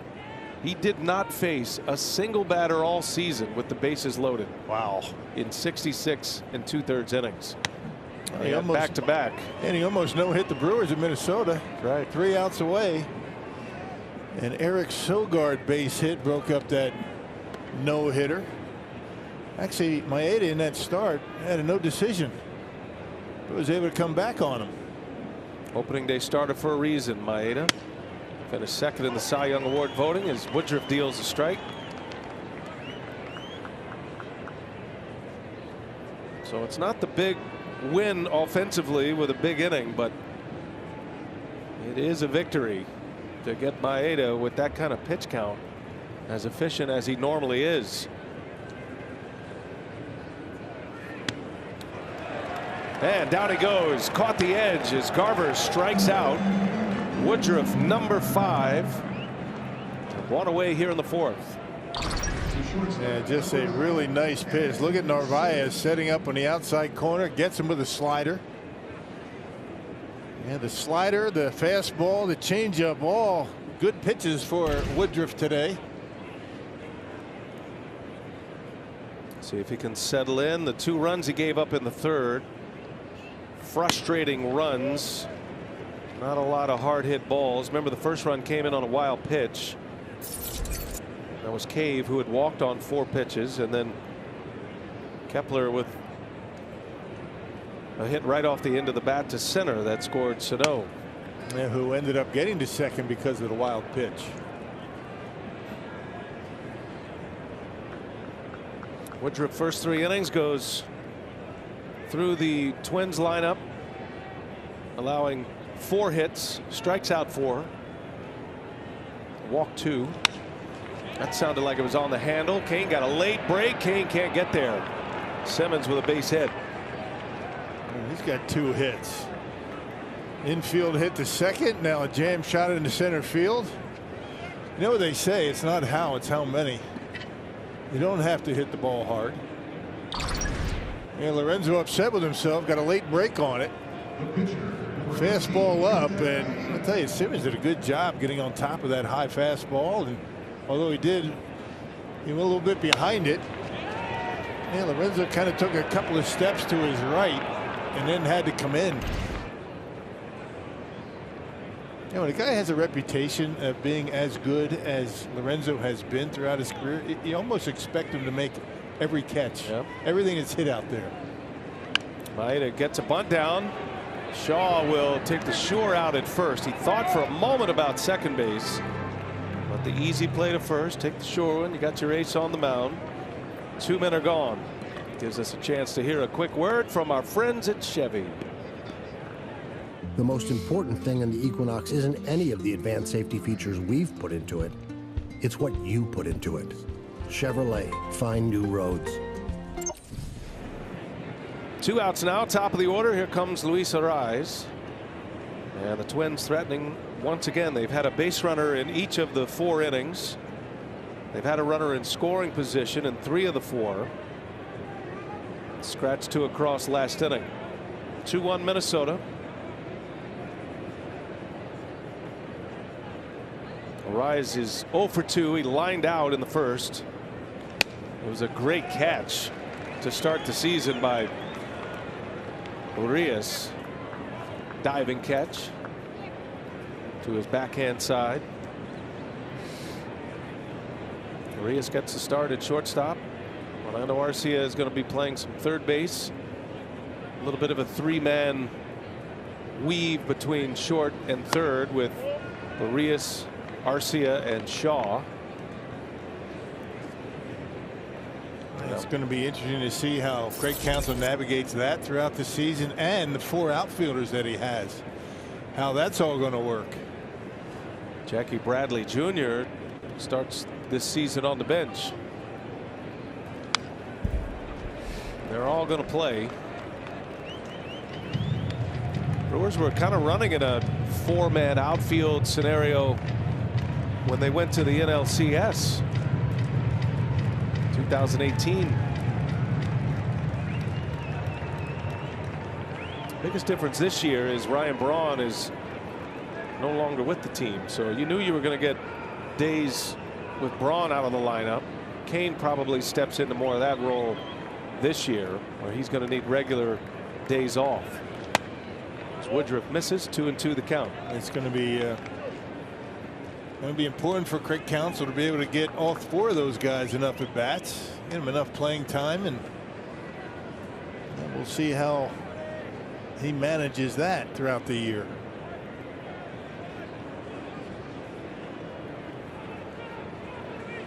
Simmons, a runner at second. Woodruff in a 2-2 count, and he misses. 3-2. Arise is a good contact hitter. Doesn't strike out much. On base percentage guy. He started this game in left field. They moved him to the outfield from second base. Josh Donaldson injured after his first at bat, running the bases after his first at bat. Tightness in the hamstring, and so Arise now at third. Third plate appearance, and into center field, down base hit. Simmons around third, he'll score. It's another 2-out RBI hit for the Minnesota Twins, and they get their run back. It's 3-1. Boy, those are killers. Yeah, you're 1 strike away from getting out of the inning. Arise able to dump one into center on a changeup. Yeah, the changeup, not a bad pitch. He had him out in front, but that was a really good piece of hitting. He stayed right on it, went right with it, and drove in another 2-out run for Minnesota. All 3 coming with 2 outs. And Andrelton Simmons able to score. And like Max Kepler, a 2-strike, 2-out RBI hit. First RBI of the year for Arise. Here is Jake Cave. Walked on 4 straight last time. He's ready to swing, and he's late. The Twins are 2 for 4 runners in scoring position today. This team is going to hit a lot. They're going to score a ton of runs, especially as the season gets into the summer. It starts to warm up. Target Field becomes a hitter-friendly ballpark.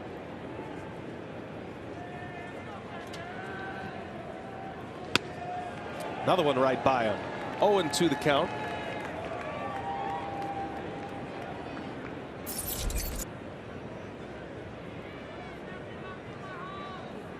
Cave entering for Donaldson. Walked and scored in the third. He scored on that wild pitch. 3 earned runs in against Woodruff. 2-strike pitch, misses. Every manager is going to be careful with his starter. As you see, Peralta getting loose, the number 5 starter for the Brewers, but available out of the bullpen today to piggyback. After a short year last year, going to be a slow ramp up, you would imagine. I don't imagine any manager is going to let a starting pitcher ride through 8-9 innings unless you're just incredibly efficient. Right, and Woody's already at 75 pitches. Going to take Freddie a little while to get loose. Probably getting him ready for next inning, I would imagine. That's going to be the case. Woodruff's spot, Brock is due up third in the bottom of this 4th inning. 2-2 the count.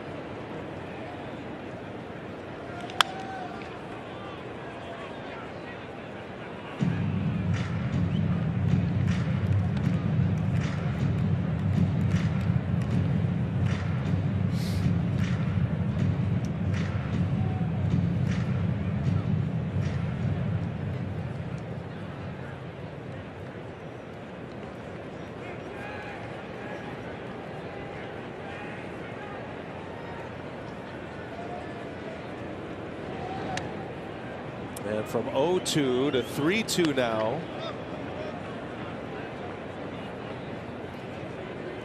Jake Cave made his big league debut against the Brewers 3 seasons ago. That was May of 18.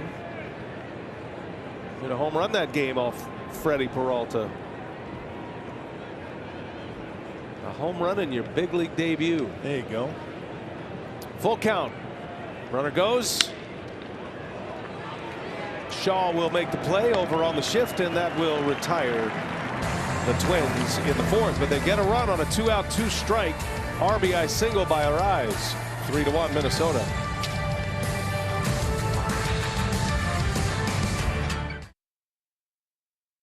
Two in the third, added one in the top of this fourth. Maeda back on the mound. The Brewers are coming up, got the bottom of the order coming up.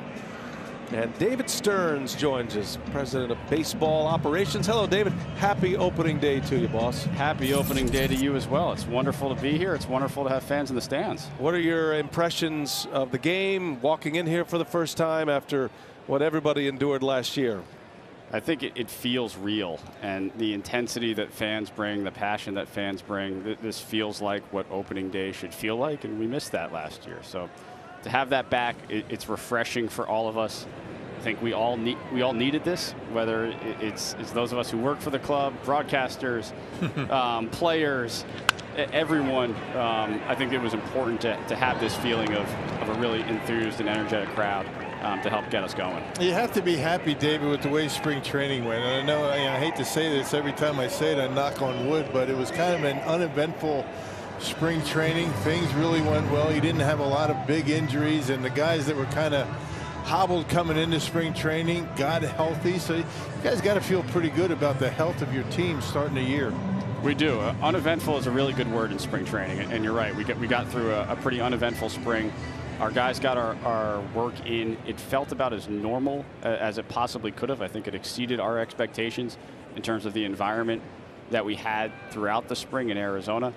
And we're in a good spot. And this is a team that I think is ready to go. We finished the spring playing well. Our arms are in a good spot. We have a lot of our position players feel pretty confident about where they are at this point. So we're excited to get going. This is a great start, a great atmosphere to start in. And we're all looking forward to 162. Well, Arias hits a bullet right back at Maeda, who knocks it down. He's an excellent fielder and makes an excellent play right there for the second out. Yeah, David, it seemed like your hitters really were swinging the bats well in spring training. Second most home runs in MLB. I know it's only spring training, but I mean, when you hit that many, it's good to talk about it. Is it the fact that, maybe they did a little bit extra work, or the protocols pretty much the same this year as last year, and the guys are just used to it now? I think guys are used to it a little bit more. We've got a lot of very confident hitters right now. I think we all felt that leaving camp into Texas, getting back here yesterday and today.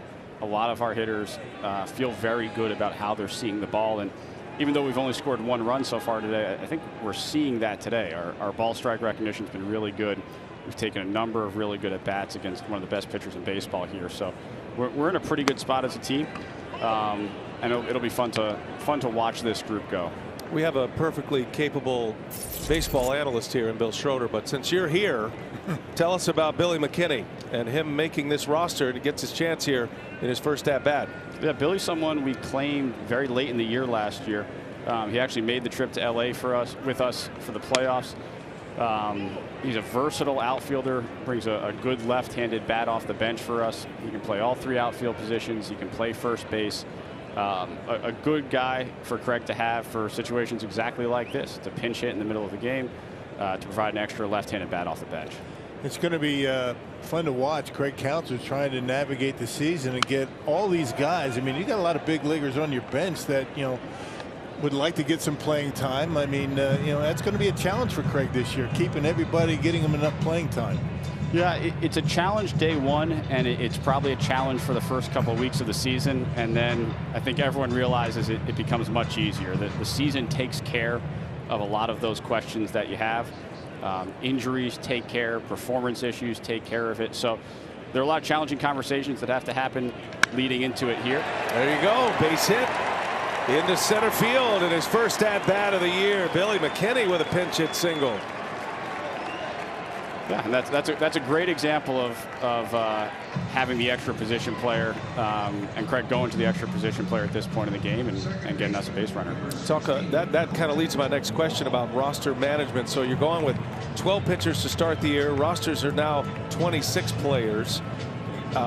Talk about the thinking there with the extra bat and one fewer pitcher that you could have essentially. Our schedule lines up for us in a way where we're able to do that. So we've got a couple of off days this first week. We've got a road trip coming up. So you combine that, we're able to go down a pitcher. We don't know how long we're going to be able to do that. But while we can, it leads to probably a slightly more functional roster this first week and allows us to deploy some position players a little earlier in the game. Here's Colton Wong, one of the big pieces that you acquired, David. We just had Mark Atanasio on a moment ago, and he talked a little bit about the Justin Turner process and the fact that that was kind of going a little slower than you guys wanted, and then a quick pivot to be able to sign Colton Wong, who clearly wanted to be in Milwaukee, showed that interest to want to be a Brewer, and you guys returned that quickly for him as well. Yeah, Colton's a guy we know well. We've seen him play across the diamond a whole lot over the past couple of years. He's performed exceptionally well in this ballpark. He's a guy we've admired for a long time, clearly one of the best defenders in the league. So when he came available, it surprised us a little bit. We stayed in touch with him throughout the offseason, and then fortunately we were able to line up there as we got a little bit farther along in the offseason, and it made a ton of sense for both sides. It unquestionably improves our team. I know Colton was excited to join this group, and so we're looking forward to a couple of years of really productive play from Colton Wong here. Yeah, your pitching staff really did a really good job last year. Talk about some of the guys maybe down at the alternate site, maybe in the minor leagues, that we may be hearing about as the season goes on. I mean, your bullpen is really stacked right now, I know, but Craig Counsell was saying, a few days ago that you may use 30 different pitchers this year, and you have those guys to go to. Yeah, and that's something we do even in a normal year. It seems like we go through 30 pitchers over the course of a 6-month season. So I'm sure we're going to get to that number, if not more, this year. And look, I'll touch on a guy that was the talk of camp for a little while, and Aaron Ashby, a great arm. He will. He's at our alternate site right now.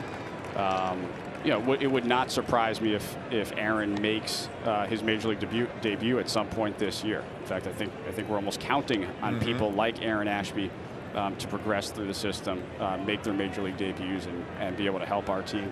As Craig has noted, we're going to need a lot of these guys. We're going to need names that we're not even thinking about right now to contribute at some point during this season for us to have the type of season that we're anticipating. And one guy that I think was really impressive with Garrett Mitchell. I mean, everybody was talking about him. Can you give us a little bit of an insight on him? Yeah, look, Garrett, our first round draft pick last year, performed really well throughout spring. It's tough for a first round draft pick to come into camp. They know all eyes are on them. It's pretty tough to exceed expectations as a first round draft pick, and I think in his first play in our organization he did. He's a legitimate 5-tool athlete. He can do everything on the baseball field. We know he's going to take time to develop, but what we saw in spring training was really encouraging. David Stern's with us, watching Colton Wong battle here against Maeda with 2 outs. Hits a shot foul that rattles CB Buckner over there. Umpires got to be in game shape too. They got to be ready to go. He got that heavy jacket on, not as quick as he normally would be. And other reasons, which applies to you and I as well. Right, getting up there in age, maybe. Is that where you're going? We're growing old together, Rock. Yeah. Not you, David. You're still the young guy. I'm getting there. The youthful I'm getting there. President of the team. So 2-2 again. Wong in a long battle. Maeda's pitch count continues to climb. And now it's 3-2. The Brewers have done a good job the last couple of innings. 36 pitch third inning for Maeda. And making him throw strikes. That Travis Shaw at bat was a dandy. David, with the bases loaded. Good to have veteran guys up in these spots. Travis did a great job. I thought Lowe had a really good at bat. Fought off some tough pitches. Got to a full count. See what it gives him. Runner goes, and it's in the dirt, and a little bat flip by Wong. There you go. That's again. a satisfying at bat there. Maeda frustrated on the other end. Brewers are forcing Maeda to throw strikes. That's what you like to see. Patient hitters at the plate. And 2 quick outs. I thought it was going to be one of those David Stearns interview innings, that last about a minute.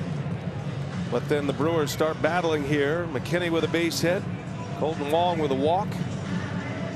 And now it's Keston Hiura. David, tell us how you feel about Keston here and his progress over at first base. He's worked really hard at it. We all saw that during the spring. He's taken it very seriously. I think he's energized by it, and he's going to make mistakes. We know that. But at the end of the day, we're all pretty confident that he's going to be very good over there. His range will be among the best in baseball over there. We already saw him pick a ball in the dirt earlier today. So it will take time. We know that. Keston knows that. We all have to be a little bit patient here for the first month or two of the season. But I think by the time we get to mid-year, we're all going to look up and believe we have a pretty talented defensive first baseman. Have to remind him constantly that the defense doesn't translate to the offense. This is what he does best. Swing the bat. He's in a big spot here in the fourth. And he takes a ball high. 1 ball, 1 strike. Is there a sense that his strikeout numbers will continue to drop with more experience against big league pitching, David? I think so. I think what we saw from Keston towards the end of spring is who he is. We saw a lot of really hard contact, a lot of right center field contact, a lot of in the air contact. Those are all pretty good things for Keston Hiura. And that's a really good sign of what's to come for him this year. In his breakout in 2019, we saw an awful lot of all of those elements. 2 on, 2 outs, the 1-1. Hiura takes a ball. I guess the more you see Kenta Maeda out there in the mound as the at-bats continue for the Brewers, the better look that they seem to be getting. They're forcing him to throw strikes. He's showing a little bit of frustration that the Brewers are laying off some of these pitches.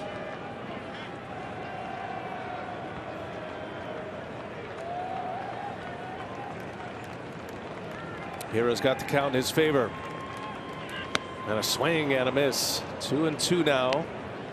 What was most impressive about that 19 season David references that Hiura hit 19 home runs in the big leagues in that rookie year. He hit 16 in the minor leagues that year in AAA before he was called, I beg your pardon, 19 home runs in AAA that year. So it ends up being a 38 homer season at a high level of AAA and then to the majors. Trying to capture that magic again in 21. And down he goes. A strikeout to end it. David, thanks for being with us. Great to have you on board on the broadcast, and happy opening day to you. Hope things turn in your favor today. Happy opening day, guys. Thank you. All right, David Stearns, president of baseball operations. Brewers strand a couple.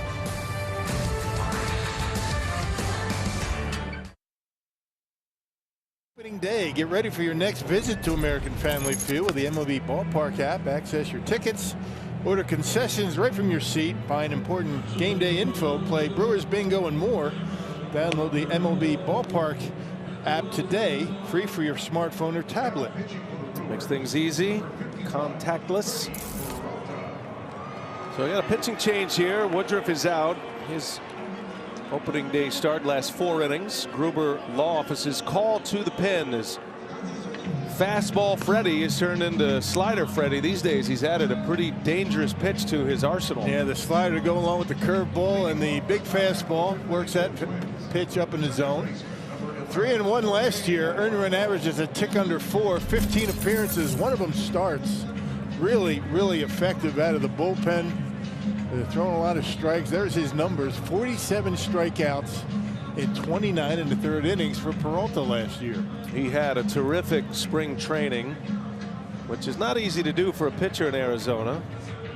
Woodruff on his way to the clubhouse in his 2nd consecutive opening day start. Didn't go the way he wanted, but showed flashes of himself. Big fastball velocity. Gave up 2 runs in the 3rd and then added 1 more in the 4th, did the Twins. Yeah, 3 2-out runs. I mean, those are going to burn up a pitcher. Upset with himself a little bit. 4 innings, 6 hits, 3 runs, 78 pitches for Woodruff. Did a good job throwing strikes. First pitch strikes anyway, 15 of 20.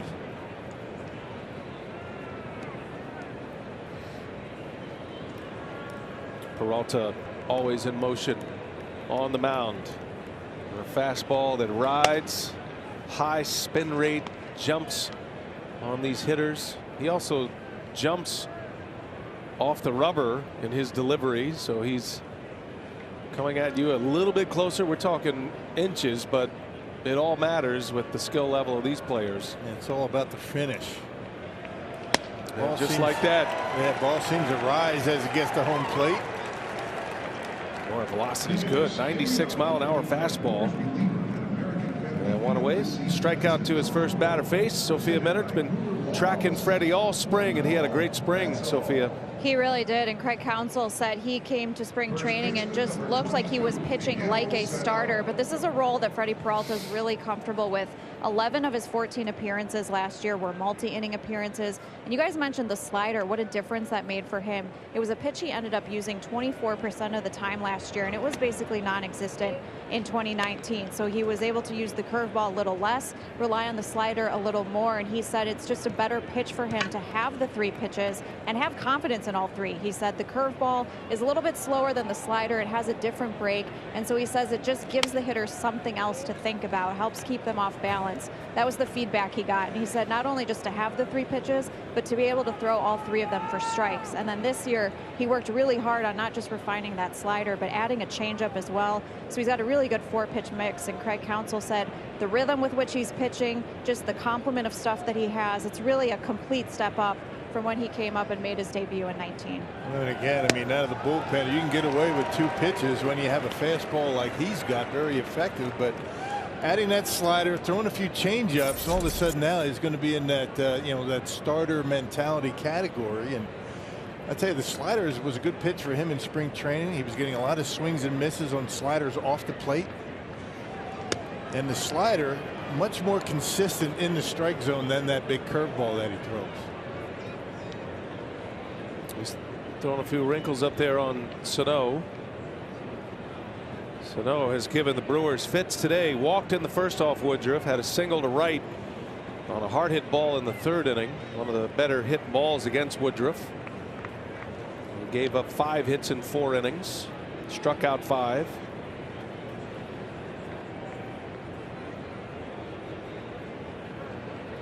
One away in a 3-1 pitch.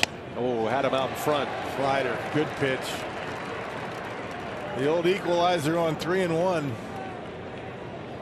He's sitting fastball. You get the slider, and you get the swing and miss.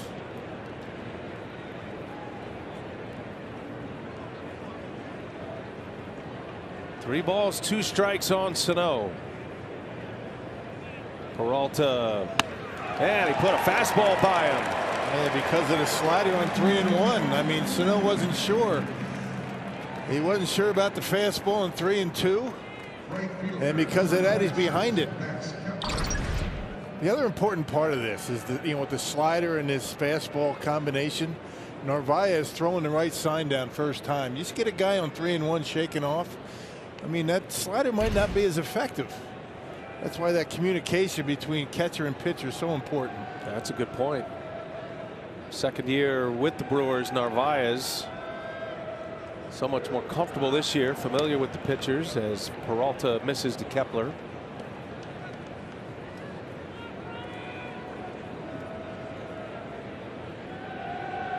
Kepler with a 2-out 2-strike RBI single in the 3rd. Second Twins run that inning. First one came in on a wild pitch.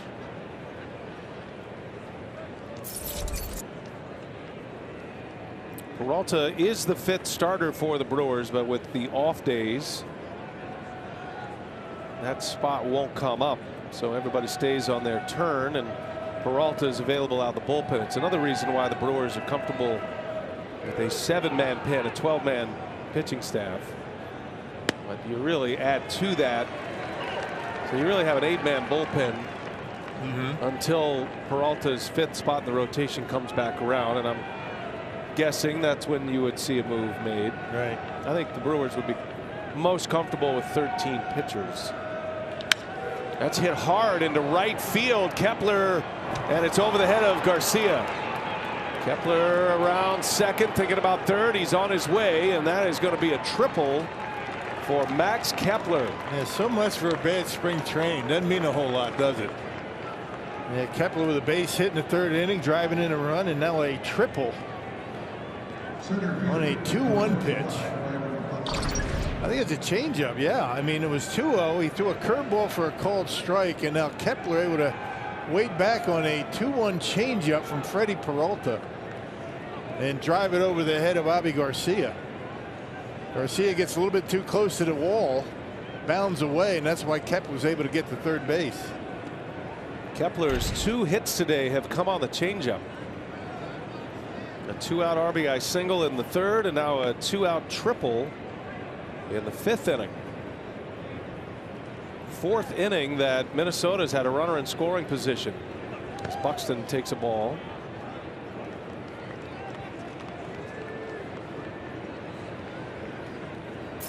Man mentioned they're 2 for 4 with runners in scoring position today.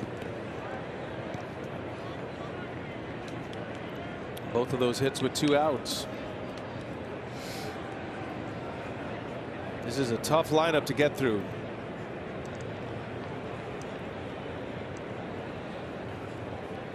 Twins have that winning culture going as well. This particular group, with a lot of the same faces, have delivered division championships the last 2 years in the AL Central.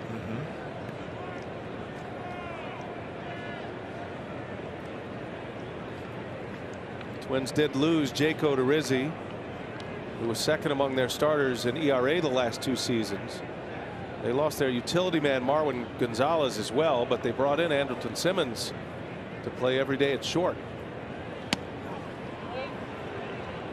Being very careful with Buxton. You got Garver on deck. And Buxton with a 3-0 count.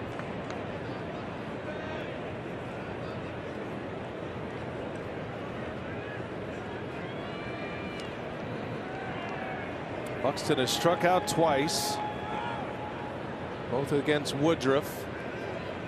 2 outs, runner at 3rd. Does he have a green light? He takes a strike. Curveball.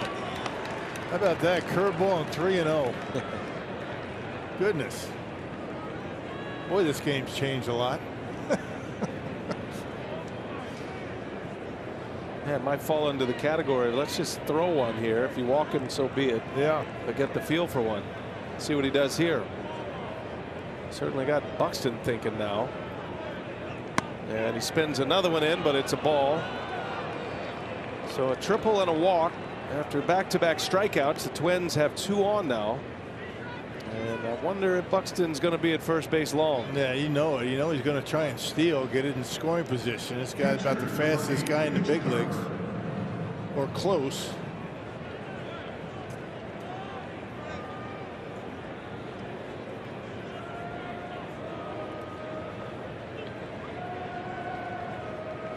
Seems to me they were pitching around Buxton there. I mean, big time. I mean, throwing all those curveballs. Yeah, 3-0 breaking ball, a 3-1 breaking ball. He only threw him 1 fastball. And now Garver, the Twins catcher.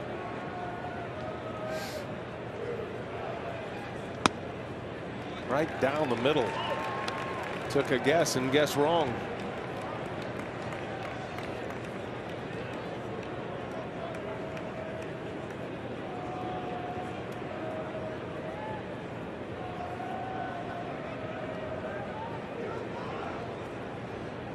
Runners at the corners with 2 away.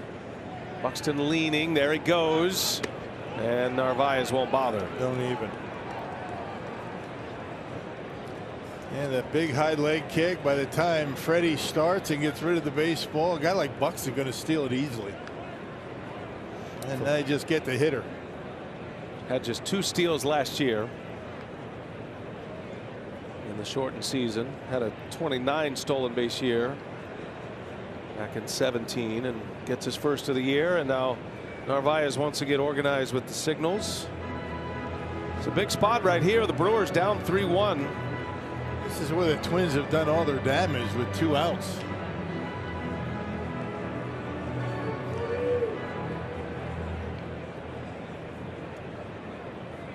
Twins catcher Mitch Garver, who has struck out twice.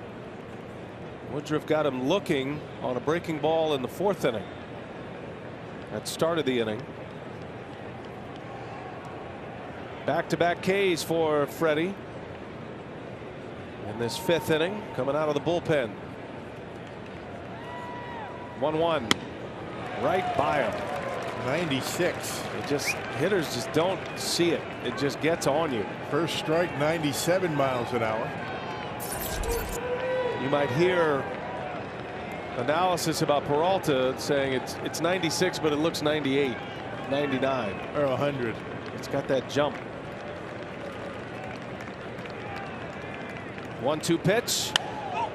Popped him up, back our way. Got your glove, Rock? I do. Up. Not this time. Right above us. So close. We were ready. I was ready. I didn't need a glove for that pop up. That was an easy. I mean, those line drives that come back, yeah, maybe. No, we're ducking out of those. Where are our gloves, by the way? Don't we? I might have to. Our Spiders gloves. We got to get those back in play. Yeah, mine's at home.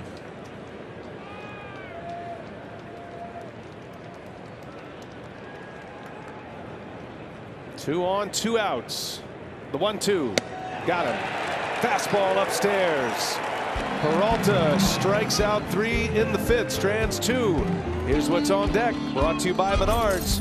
Due up for the Brewers. It'll be Yelich, Garcia, and Shaw. 3-1 Minnesota. Coming up, Christian Yelich will lead off for the Brew Crew. Powerball home run count. Yelich, since the 2018 season, is 4th in all of baseball with 92 home runs. A season that was cut short in early September in 2019. Hit 12 last year. The shortened season. 18 was his first year as a Brewer. Was an All-Star in 18 and 19. Of course, MVP in 18. And he finished 2nd in the MVP voting in 2019. After 36 in year 1, yeah, Brewer, and 44 in year 2. Yeah, a lot of people ask, I mean, is Yelich going to get back to his 2018 and 19 form? I mean, it's kind of hard to ask anybody to do that. I expect him to have a good season, but he set the bar so high in his first 2 seasons. That would be something. Yelich, a liner, down, base hit. First hit of the year for Christian Yelich. Leadoff single in this 5th inning against Maeda. Got on top of that pitch. Something looked like something off speed. Able to fight it off. That slider up. He got it down on the trademark just a little bit, but able to dump it between Polanco and Kepler. Polanco was way back in second base. Just dumps it into right field. What you're saying when you're saying, can Yelich get back to form, is you're saying, Christian Yelich, can you win 2 batting titles, 2 OPS titles, and win an MVP and almost another one?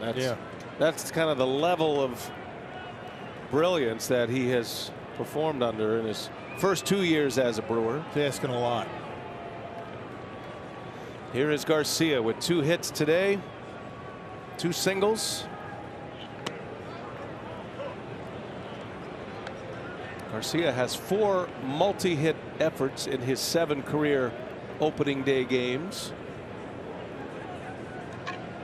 He started play today with a .304 batting average in opening day games, and he's delivered with 2 more hits today.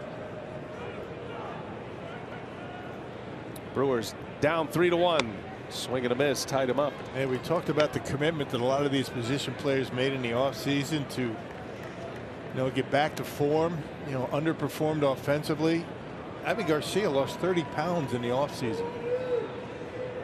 Hard to believe an athlete can lose that much weight and still maintain his power. He hit the ball well in spring.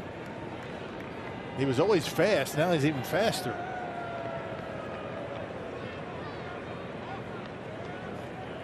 That was weighing in at a little over 250 last year. He said he's never weighed this light before, just a little over 220.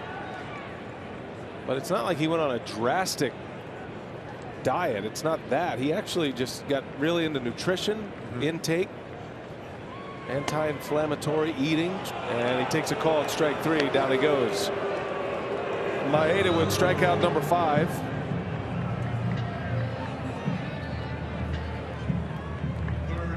Just a pitcher's pitcher. Kenta Maeda knows how to do it. And check it out. Slider up and in.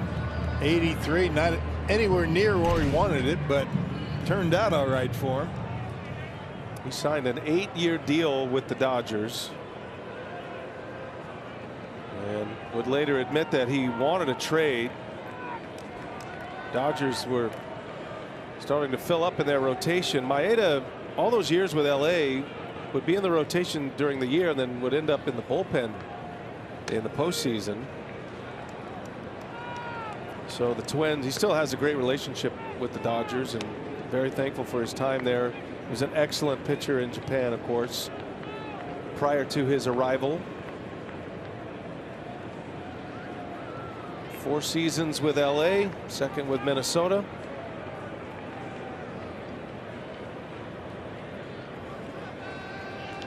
Shaw rolls over one. Sano out. It's dropped. Oh, that's a big play. Planked. The sure-handed Andrelton Simmons drops one, and everybody safe. First and second with 1 out. And not sure about the angle, but maybe the fact that Yelich, it was in between Sano and that throw, kind of messed him up a little bit. Didn't look like it though, did it? Maybe Simmons thought that ball was going to hit Yelich's shoulder. I'm not sure, but I think that had something to do with it. Check it out. Just misses Yelich on the shoulder, and because of that, I think Simmons lost sight of it. And that is going to be the end of the line as Rocco Baldelli comes out to make a pitching change. That could have and should have been an inning-ending double play. Instead, the door is open on a costly error by Simmons in his first game as a Twin. And the Twins opening day starter, Kenta Maeda, is out after 4 1/3. Duffy will enter. We'll set him up when we come back. Characteristic drop on E6. Twins lead at 3-1. The Brewers have 2 on now. New pitcher for Minnesota Rock is Tyler Duffy, the right-hander out of the bullpen. And went 0-2 in spring training. Big earned run average. Gave up 9 earned runs in spring training. But as we talked about with Max Kepler, it really doesn't matter what's going on in spring training. Last season, tremendous numbers. A 188 earned run average, 22 games. And check out the strikeouts. 31 punch outs in 24 innings of work. It'll be Lorenzo Cain. Yelich the runner at second. He reached on a leadoff single. And Shaw at first on the fielder's choice.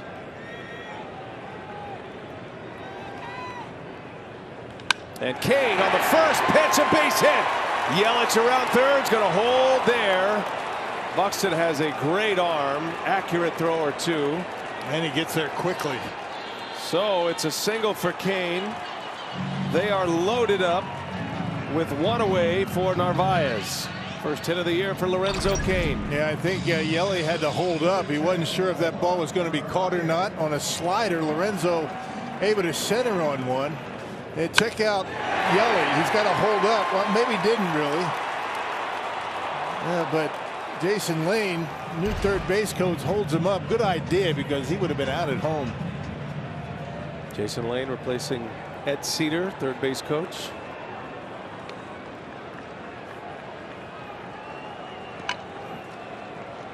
Brewers have Quentin Berry as their new first base coach. Big spot again. The Brewers with some traffic on. They're loaded up for Narvaez.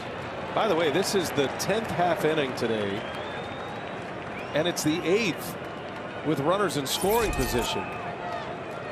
4 occasions, 4 of the 5 innings at the bat. Each team has had runners in scoring position, at least one. Brewers have just 1 run as Narvaez takes a ball. 2-0. Yeah, you'd think there'd be more than 4 runs scored by now, right? Pitchers making their pitches when they need them. One of those runs coming on a wild pitch against Woodruff. RBI singles from Kepler and Arias. Brewers' lone run came on a bases loaded walk in the 3rd with Shaw at the plate against Maeda.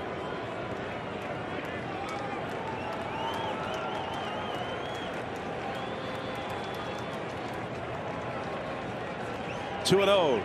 Narvaez takes a strike. And Duffy basically fastball curveball.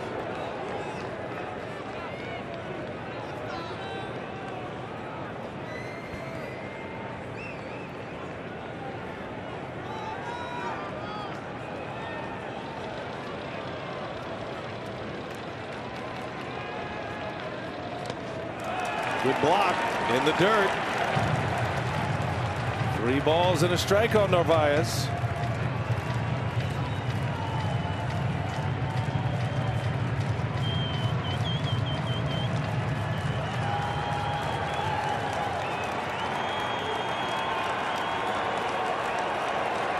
Third at bat for the Brewers with the bases loaded.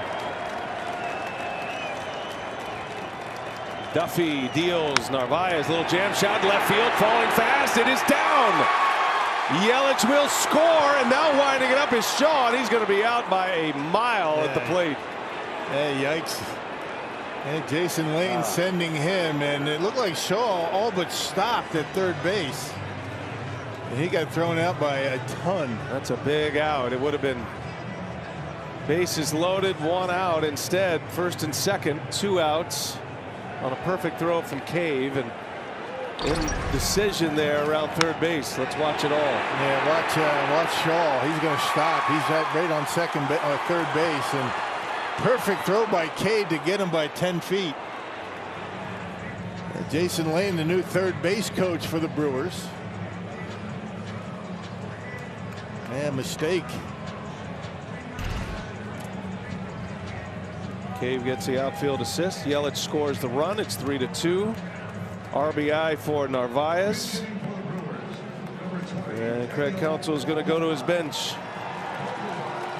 Daniel Vogelbach will hit for Luis Urias. This is where that 3-batter minimum comes into play, allowing Craig Counsell to use his lefty in this spot.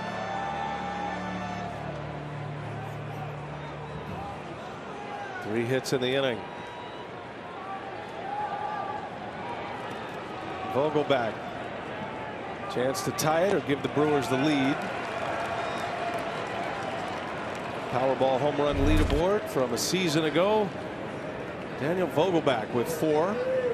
And when he hit them, they stayed hit. Look at that. 410 plus average distance. Yep.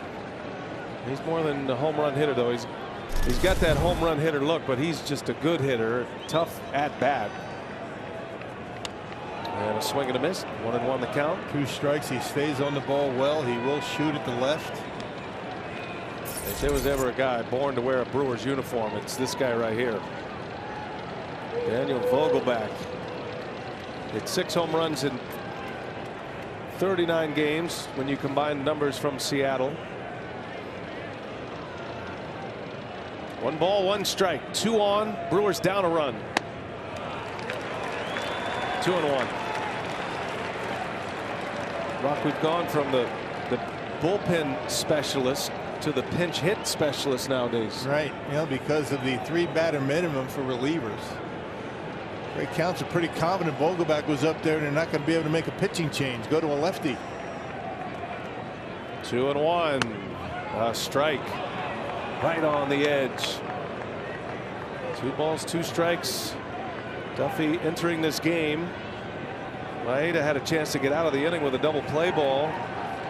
And a throw to second was dropped by Simmons. Door is open. Brewers just ran into it out. Vogelbach. Simmons right there on the shift. Side retired. So a mistake by the Twins, a mistake by the Brewers on the base paths. And it's 3-2. 5 in the books on opening day. Valley Sports Network.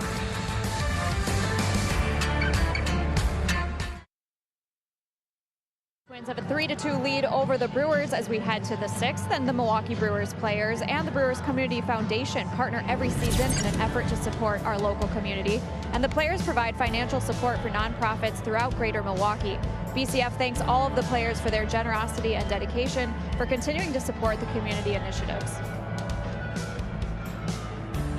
All right, Sophia, thanks. I see Cecilia Gore heading up the Brewers Community Foundation does a great job. Saw Cecilia today. Fans in the stands on this opening day. 20% capacity, 25% to start the year. And Mark Atanasio was on with us earlier. They're going to reevaluate after this opening series and homestand, and then start to determine if they can open it up more. And as vaccinations continue to roll out, hopefully we can put this pandemic behind us. Andrelton Simmons leads off. Peralta back out there. Starts his second inning out of the bullpen. Will be in the starting rotation, but certainly comfortable out of the pen as well. He struck out 3 batters in the 5th, gave up a triple and a walk, stranded 2.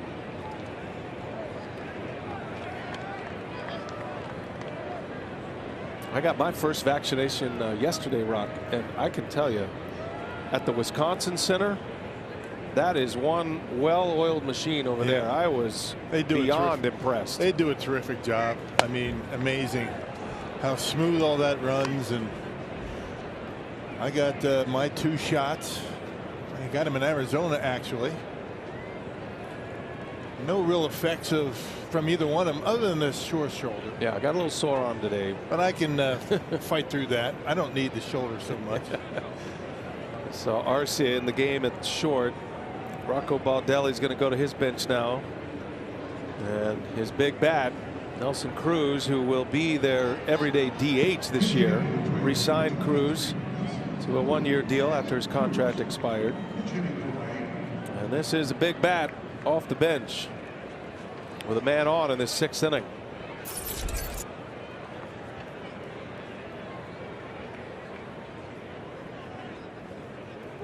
Yeah, they are churning thousands and thousands of vaccinations there all over the state, but the Wisconsin Center is where I ended up yesterday, and it was really great. Highly encourage you to get vaccinated.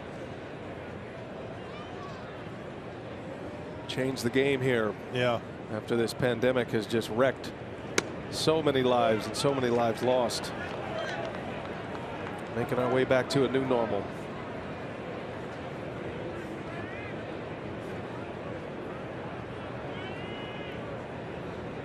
First at bat of the year for Nelson Cruz.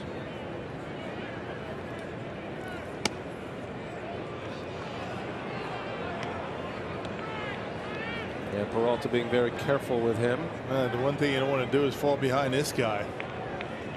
He might be in his early 40s, but he can still turn on anybody's fastball. Look out here. He'll turn 41 in July this year. And he lays off. Got a very good eye. Started his major league career with the Brewers. 2005 he made his big league debut. Traded to Texas, part of their World Series teams there. Was an all-star with the Rangers twice. Baltimore, Seattle, now year 2 at Minnesota. They re-signed him. He was top 10 in the MVP voting last year. I think he finished 6th in the American League MVP voting. Jose Abreu won the award in the AL. The White Sox slugger. 417 career home runs. And still hitting them. He's been a regular member of the 40 homer club. Won the home run title 1 year. 2014. His best year, hit 44. And had those 40 home run seasons in Seattle. He had two 40 homer seasons in Seattle. That's saying something in that big ballpark. Yeah. From 3-0 to 3-2. Peralta with a runner at first. And he got him. Powered him up with a fastball. Rock, that was down the middle and puts it right by Cruz. Yeah, no kidding. They threw him a few breaking pitches. Fell behind 3-0 and able to come back and get him. Yeah, fell behind with a breaking ball and got 3 fastballs by him.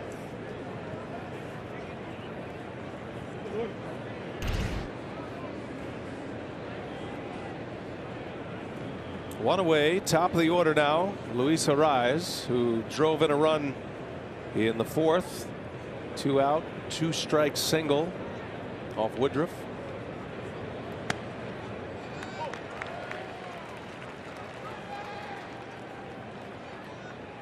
Started the game in left field, ended up at third base quickly after Josh Donaldson was taken out.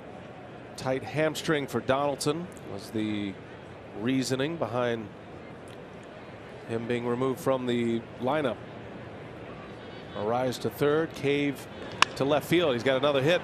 Second hit of the game for Arraez. And got robbed of a hit his first time up. And he's hit the ball hard just about every time up today.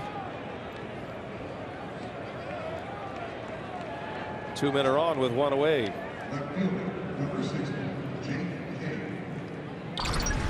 And check it out, up and in. Put it in a pretty good spot. It was actually off the inside corner.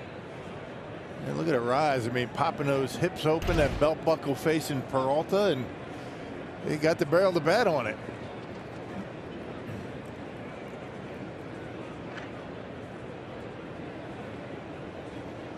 Jay Cave.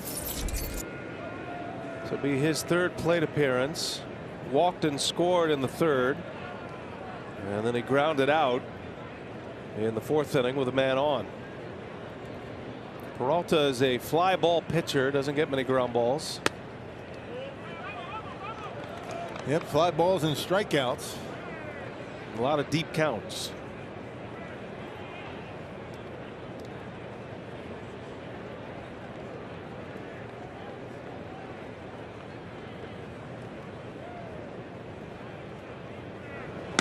Wave and a miss. What kind of effect do the shadows have on hitters right now, partner? Yeah, right now, I guess not too bad. I mean, at some point, you know, this time of year, afternoon games.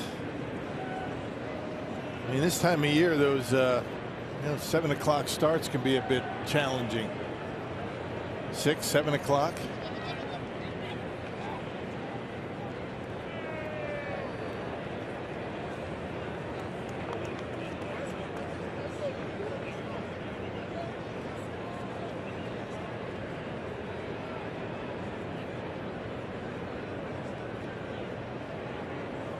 Temperatures in the upper 30s here in Milwaukee today. Blue skies and a lot of sun, but cold weather. That's why the roof is closed today. There's a strike. Peralta gets ahead of his man. 1 and 2. Yeah, cool today, a little warmer tomorrow, but then really nice over the weekend. 66 on Saturday, my sources tell me.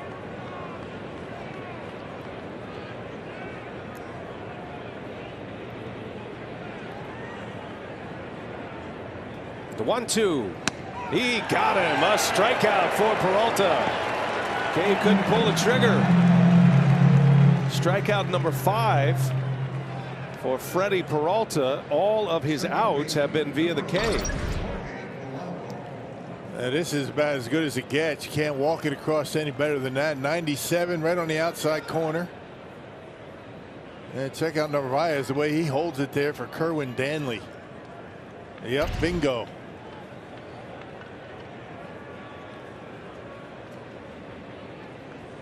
Two men are out. Runners at first and second.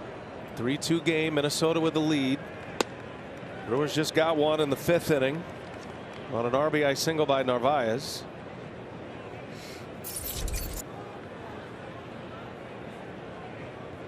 Jorge Polanco, the switch hitting second baseman, from shortstop to second with the arrival of Simmons.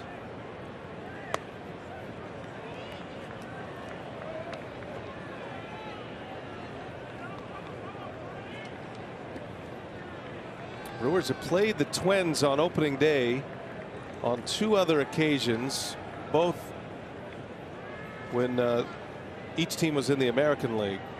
Twins opened in Milwaukee in '71, and then the Brewers hosted them in '92. Twins have an opening day today, facing a National League team without the use of the designated hitter. Yeah, first time in their history, right? Weren't able to use the designated hitter since its inception. And Peralta just struck out their designated hitter, Nelson Cruz, who got a pinch hit appearance. 3-0 and a green light as Polanco fouls it away. Yeah, why not? That high fastball from Freddie. Tough to center.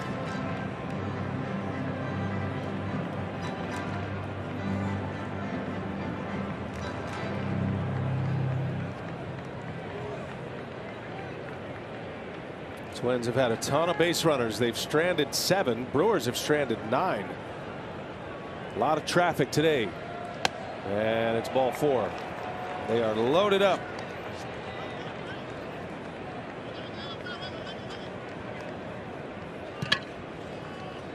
Pitch count at 45 for Peralta in an inning and 2/3. He's given up 3 walks now to go along with his 5 strikeouts.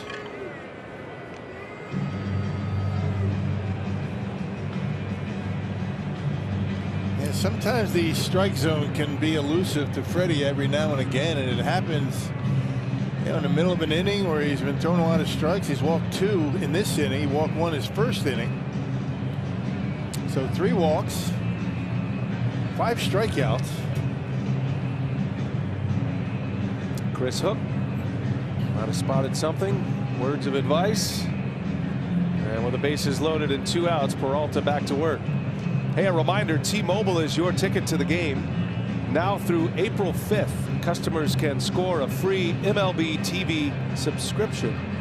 That's at T-Mobile.com/MLB. Take advantage of that.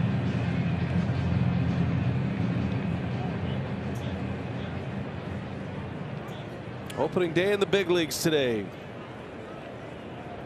And the Brewers and the Twins, the border battle.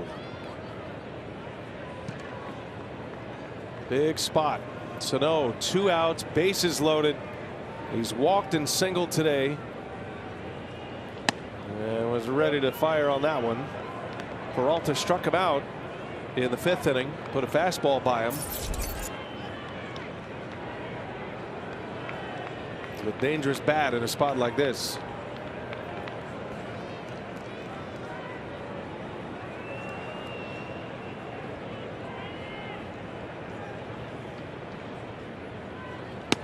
In there.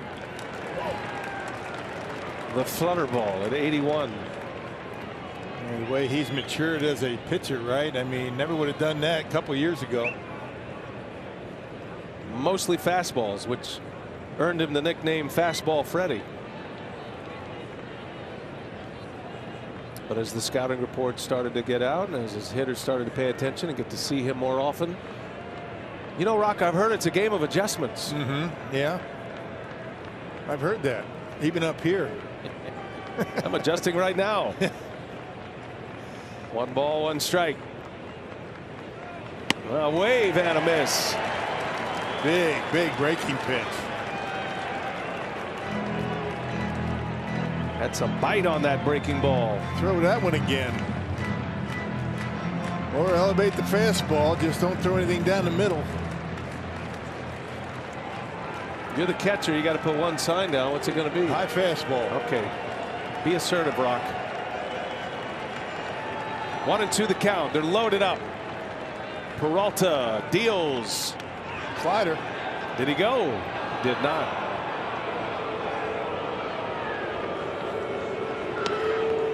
Doesn't mean you're wrong. Just meant they went with something different. There's no wrong pitch. Ooh, that was close. Every pitch is good if you put it where you want it.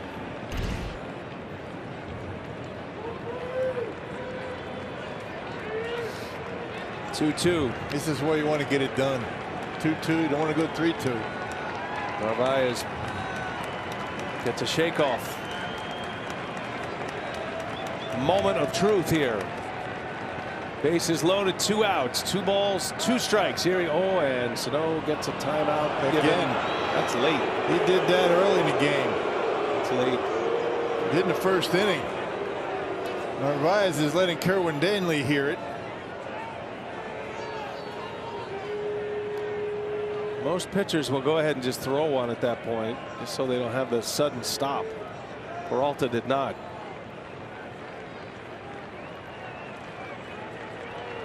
See what he has in mind. 2-2 pitch. Jammed him. There's your high fastball. Didn't get it up high enough.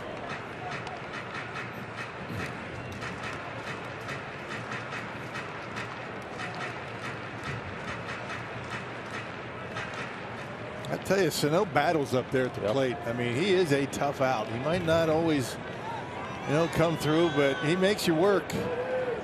He definitely has the pitcher's attention. Let's put it that way. He is a dangerous at bat. 2-2 again. Full count now. And over the years, he really has a much better understanding of his strike zone.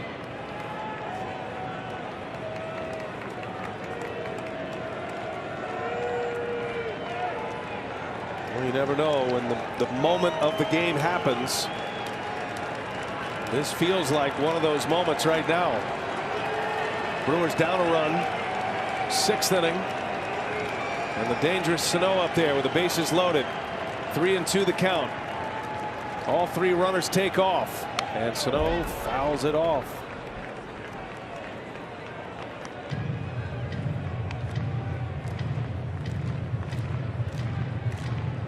Sano's been able to manage his weight. That was really the biggest concern when he arrived to the big leagues. He was pushing near 300 pounds.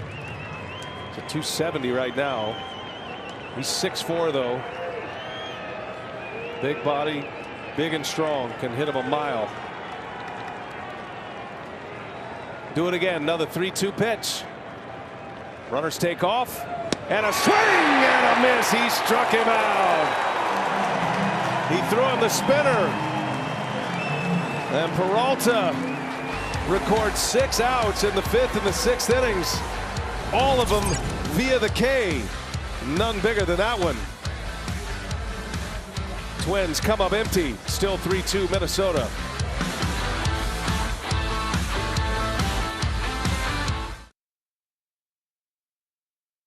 Valley Sports Wisconsin is brought to you by Cousin Subs. We believe in better. And by Toyota. Dear driver, hurry in and save. Toyota. Brian Anderson, Bill Schroeder, The Rock, and Sophia Minard. Great to have you with us today on this opening day 2021. Shadows creeping in late afternoon in Milwaukee. American Family Field. And the Twins go back to their bullpen. Cody Stashak will enter for Minnesota. It's their 3rd pitcher use. Tyler Duffy got out of that 5th inning. Brewers coming up here in the 6th. It's going to be Jackie Bradley Jr. who will lead off for Milwaukee. His first at bat as a Brewer. And on the first pitch, a high pop up into shallow right. 1 pitch and 1 out for Stashak.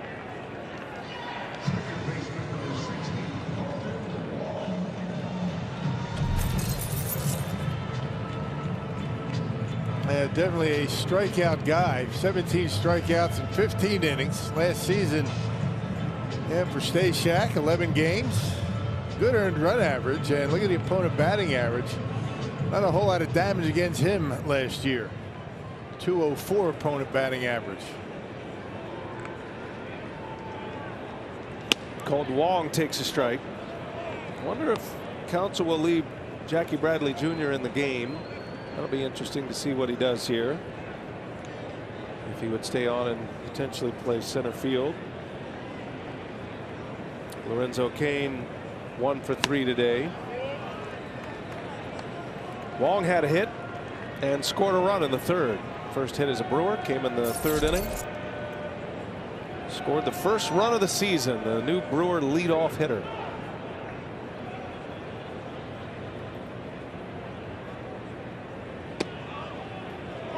He looks good in blue and yellow. I never liked him in red anyway. No, I mean, he did a lot of damage against the Brewers here. So I guess you can't beat him, join him, right? Good to see him in a Brewer uniform. Native of Hawaii. Played his college ball at the University of Hawaii.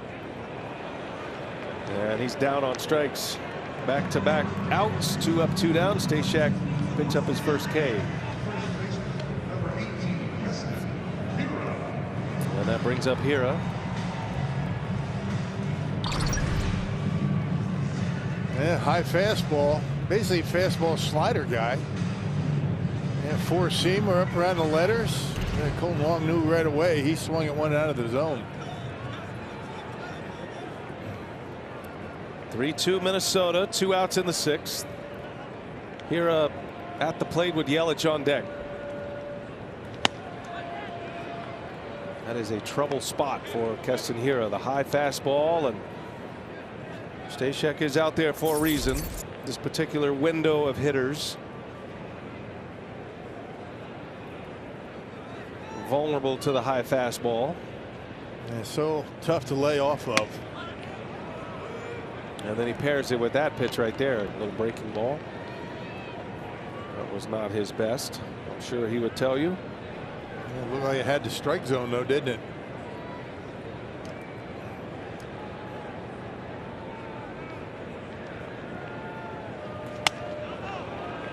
You hear about pitchers with high spin rate. Basically what that means is the ball spinning so fast that faster than the average fastball that it stays in the air longer. Like gravity doesn't hit it as much.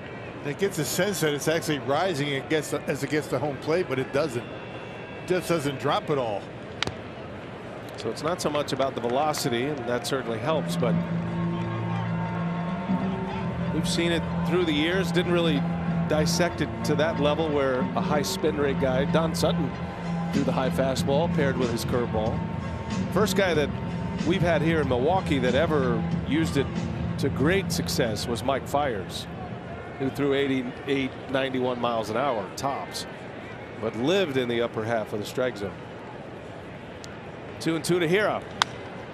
Hoisted it a mile high. Roof scraper. And Sano will make the play for the out. 1-2-3 inning. The first of the game. Or first since the first inning, I should say, for Minnesota.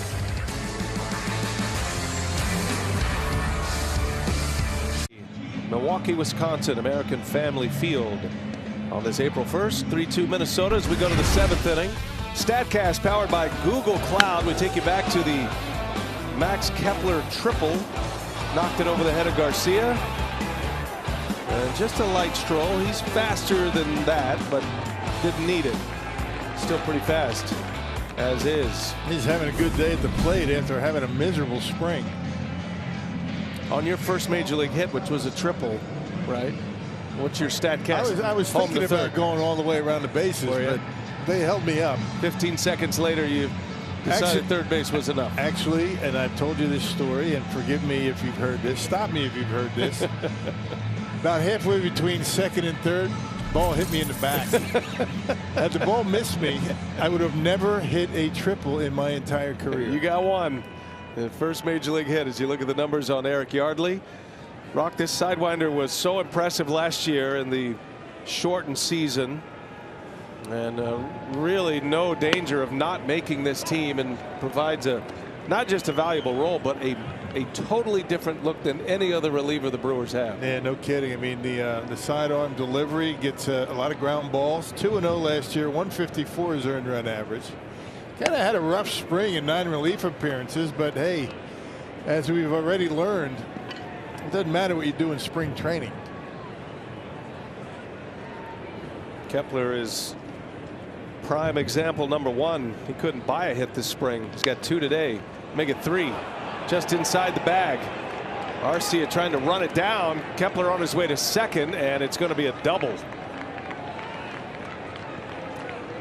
So Max Kepler, a single, a triple, and a double now. He's a home run away from the cycle. It's a leadoff double in the 7th. He almost has as many hits today as he had all spring. Yeah, what do you have, 4? 4 hits this spring and 3 hits today. And these count. Just inside that third base bag. Little cue shot off the end of the bat. And a double for Kepler. Twins just keep the pressure on you offensively. This is their game. This is what they do. It's a difficult lineup to get through unscathed. And Buxton launches. That's not coming back. That is going to be way out of here. Hits a scoreboard. 2-run home run for Byron Buxton. And the Twins now with a 5-2 lead. Scary power, this guy. Man, that got out of here in a flash. And that's one thing Yardley did such a good job of last year, keeping the ball in the ballpark. Only allowed 2 home runs in 24 appearances. You can see where this one ends up. Right down the middle. Looked like a slider that didn't do much of anything. And Buxton with good extension drives it out of here. Wow. That was a blast.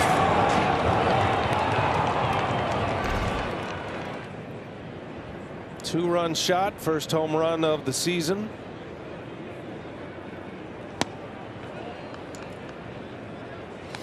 Five to 2 now. Twins have 10 hits.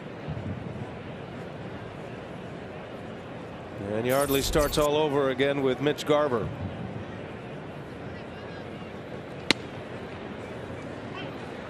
Yardley did have a difficult time this spring. Bigger end run average. He got hit hard. He had a difficult time keeping his pitches down in the zone. He did such a good job getting ground balls last year. Well, that natural sink. This is Shaw.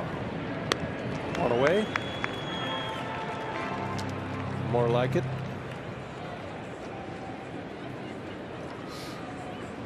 Brewers will take tomorrow off. This series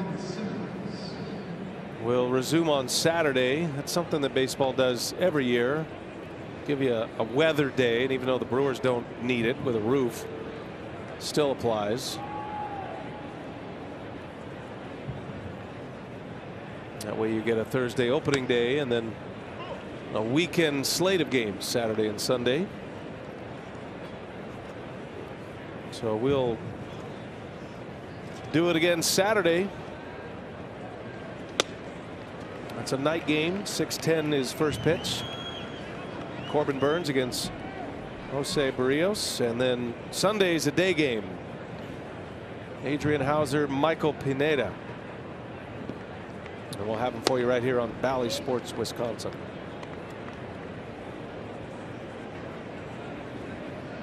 Brewers have the Twins, and then they go to Wrigley to take on the Cubs.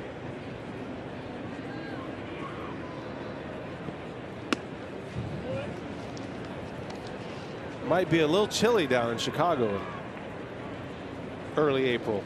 Usually is, isn't it? Going to see a lot of the National League Central first couple of weeks. Chicago 2 different times. St. Louis. Pittsburgh's coming here.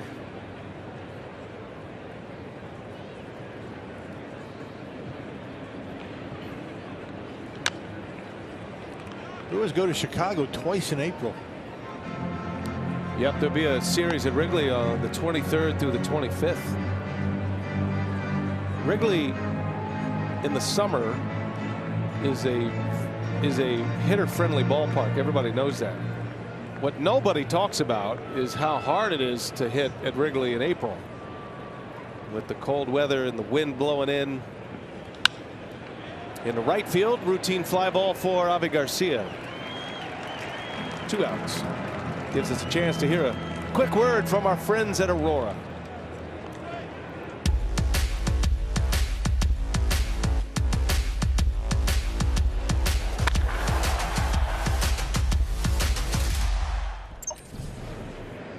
Eric Yardley gives up a single and a 2-run homer.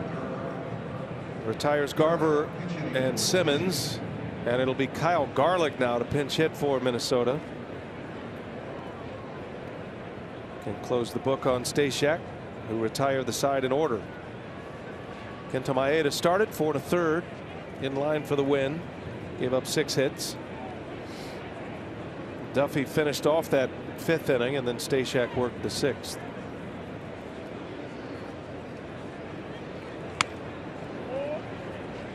There's no friendly ramp up to the season with the Brewers' April schedule. No. Twins, Cubs, Cardinals, Cubs. They've got a series with the Padres, the Cubs again, and they'll see the Dodgers before April ends. Man, you're going to find out real fast where you are. Man.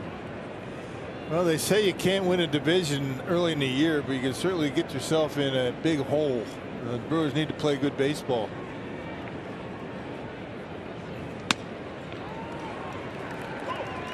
Twins are on the other side of that. They would tell you, if you look at their schedule, that they don't have many of the contending teams in the first month. Ground ball. Arcia winds it up. And the side is retired. But Byron Buxton does some damage. 2-run home run. And it is 5-2 Minnesota. Opening day, chance to hear God Bless America. We turn it over to the public address system and our man Bob Kozlowski to sing. God bless America, land that I love. Stand beside her and guide her through the night with the light from above.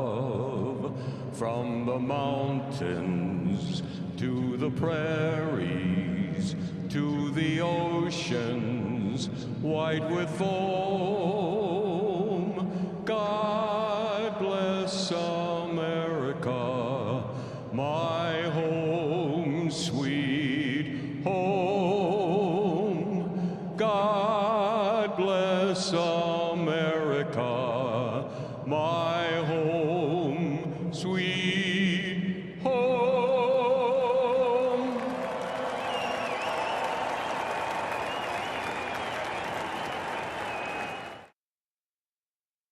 Time of the game is Ullman's Dingling Supper Club in Mercer. What was that? Ullman's Dingling Supper Club in Mercer. If the Tavern Contact calls the Brewers by 10 o'clock tomorrow at 414-902-4300, they will receive 40 tickets to a Friday night game in the Miller Lite Beer Pen. This offer courtesy of the Tavern League of Wisconsin and Miller Lite.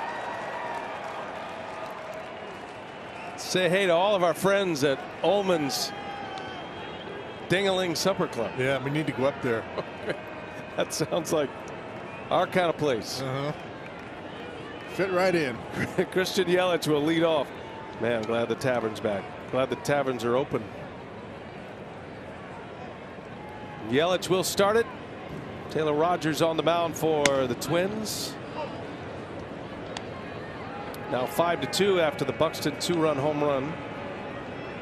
Brewers trying to get loose here with a big inning. They've been knocking at the door. Scratched one in the 3rd, one more in the 5th, but they have stranded 9.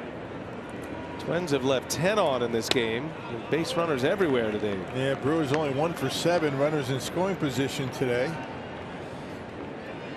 They've gone down in order twice, the 1st and the 6th. Rogers saved some games last year for Minnesota, 9 of them. Right off the end of the bat. 1-2 the count.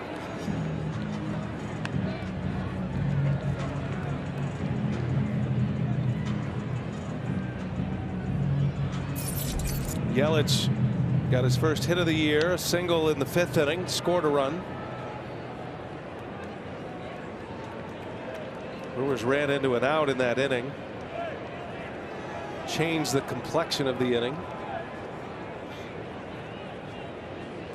And Yelich is down on strikes.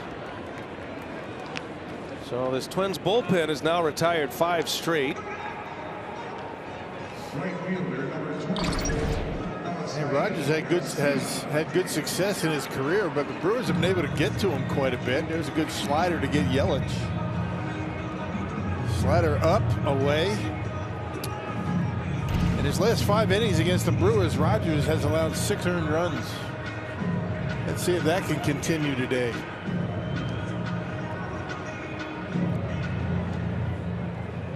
Aviseo Garcia with 2 hits, 2 singles today.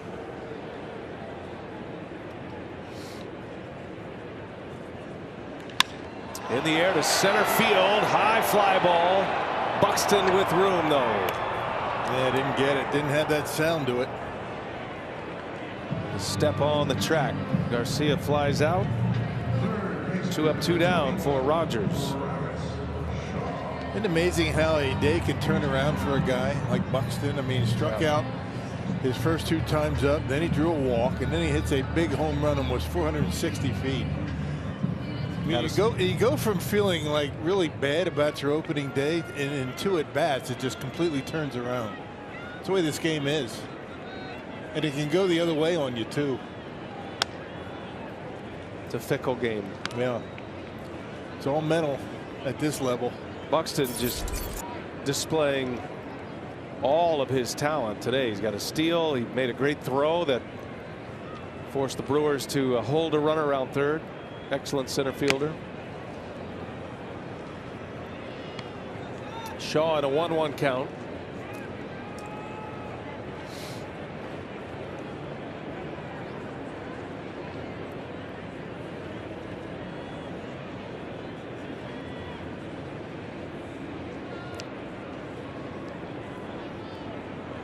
We're talking about the Brewers and Twins schedules. If you go through May 2nd, finish up that series at the end of April. Based on last year's records, the Brewers have the toughest schedule in the majors. Opponent's winning percentage at .560. And based on last year's records, the Twins' first month is the easiest schedule.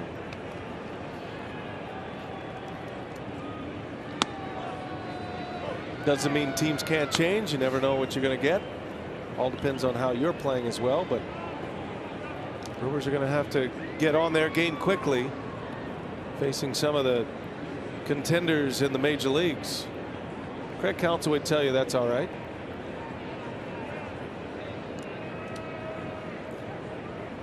Thinks they're contenders as well. Rogers with a 1-2-3 inning.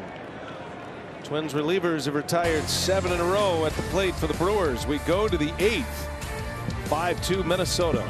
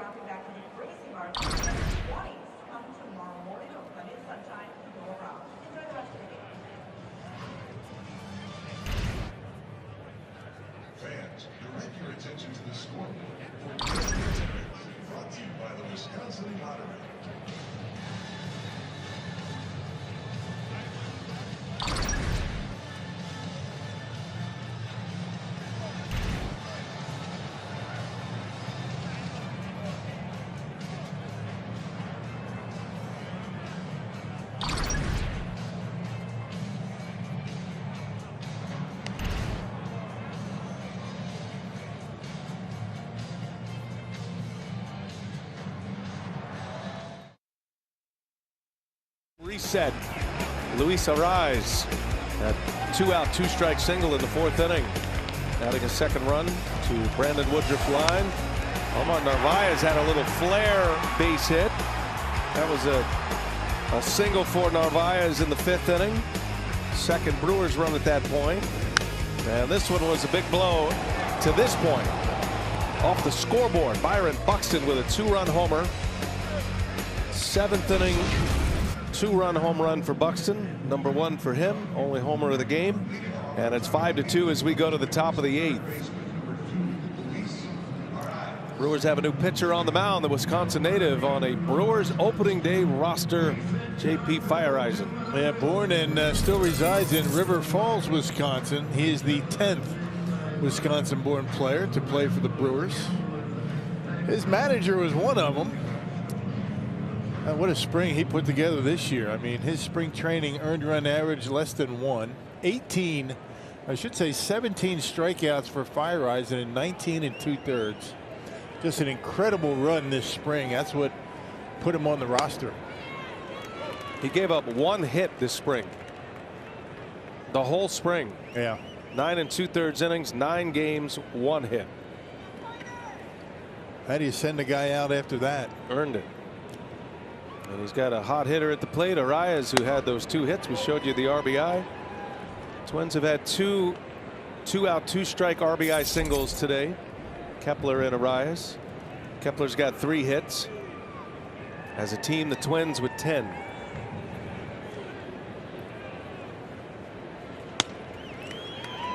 One and 2 the count.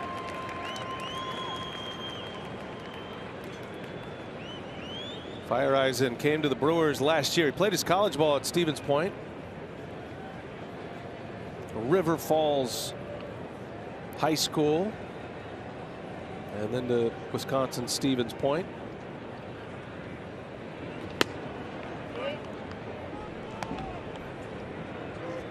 It's special to be on an opening day big league roster no matter the circumstances.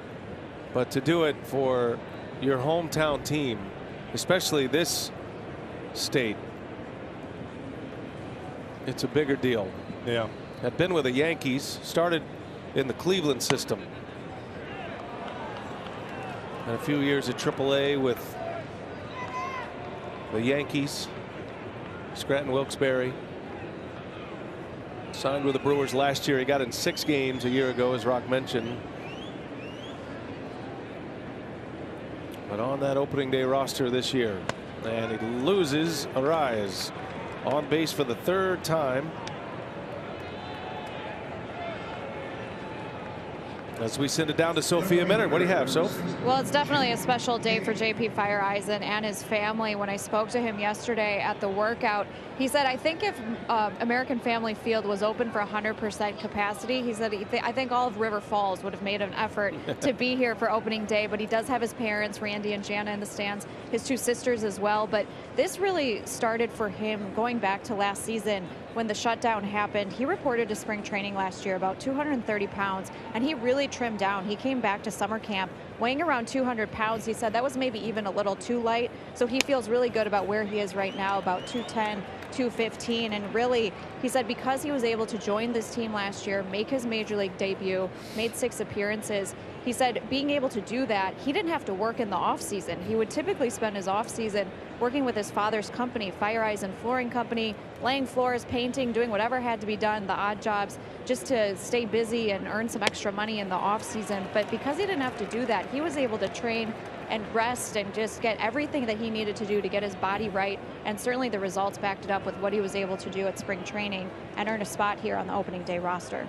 I mean, how do you tell a guy that had that kind of a spring that he didn't make the ball club? I mean, you bring a guy in, he's on the roster, bring a guy in, and you say, well, make the team. Well, he did that. And the Brewers rewarded him with an opening day roster spot. Boy, there's a strikeout. Cave waves and misses, and Feyereisen's got his first K of the year. In looking at the Brewers media guide, you know, I don't have an actual media guide, but the printed out version, a guy from Wisconsin enjoys hunting, fishing, and the Green Bay Packers. That pretty much says it all. Good change sums it up. Good change up. Sounds like Jimmy Gantner. How many years in the minor leagues did you have an off-season job before you decided to make baseball your primary focus? So I got to AAA.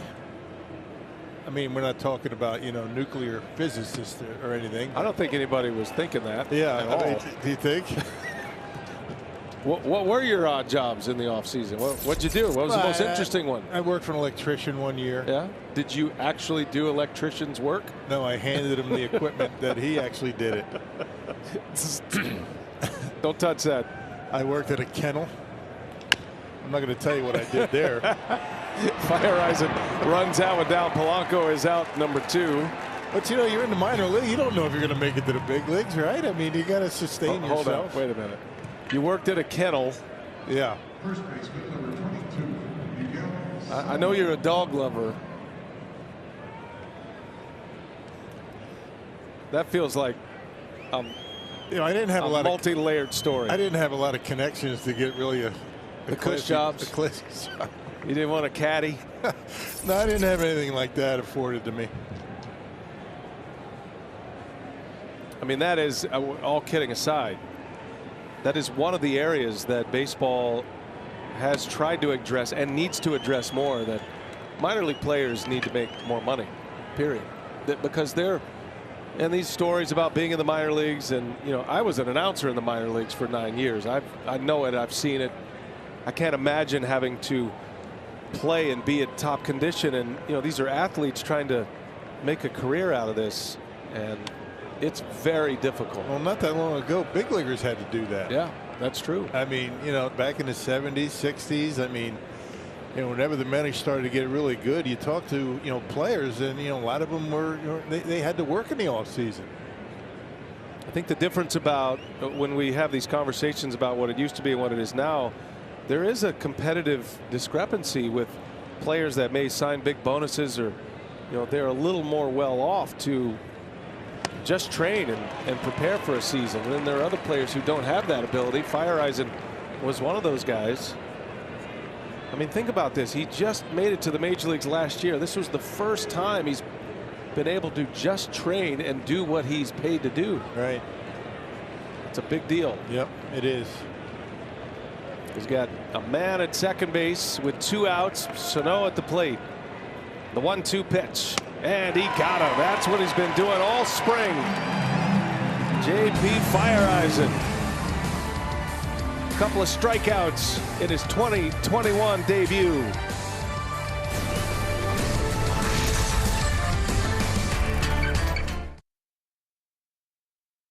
Post game coming up after the ball game here, and Tim, obviously in his rookie broadcast, he's going to be on our pre and post game shows the rest of the way. So you got through the pregame. What'd you do once the game began? I know you kept score pretty good, but you ventured out of the booth for a while. I did. I went and grabbed a hot dog. I mean, why not? You're watching a ball game. Naturally, a hot dog, you just got to consume it. I think he had 1 hot dog and people bought him 10 more. No, it was only 4. I think happened. I will not turn them down.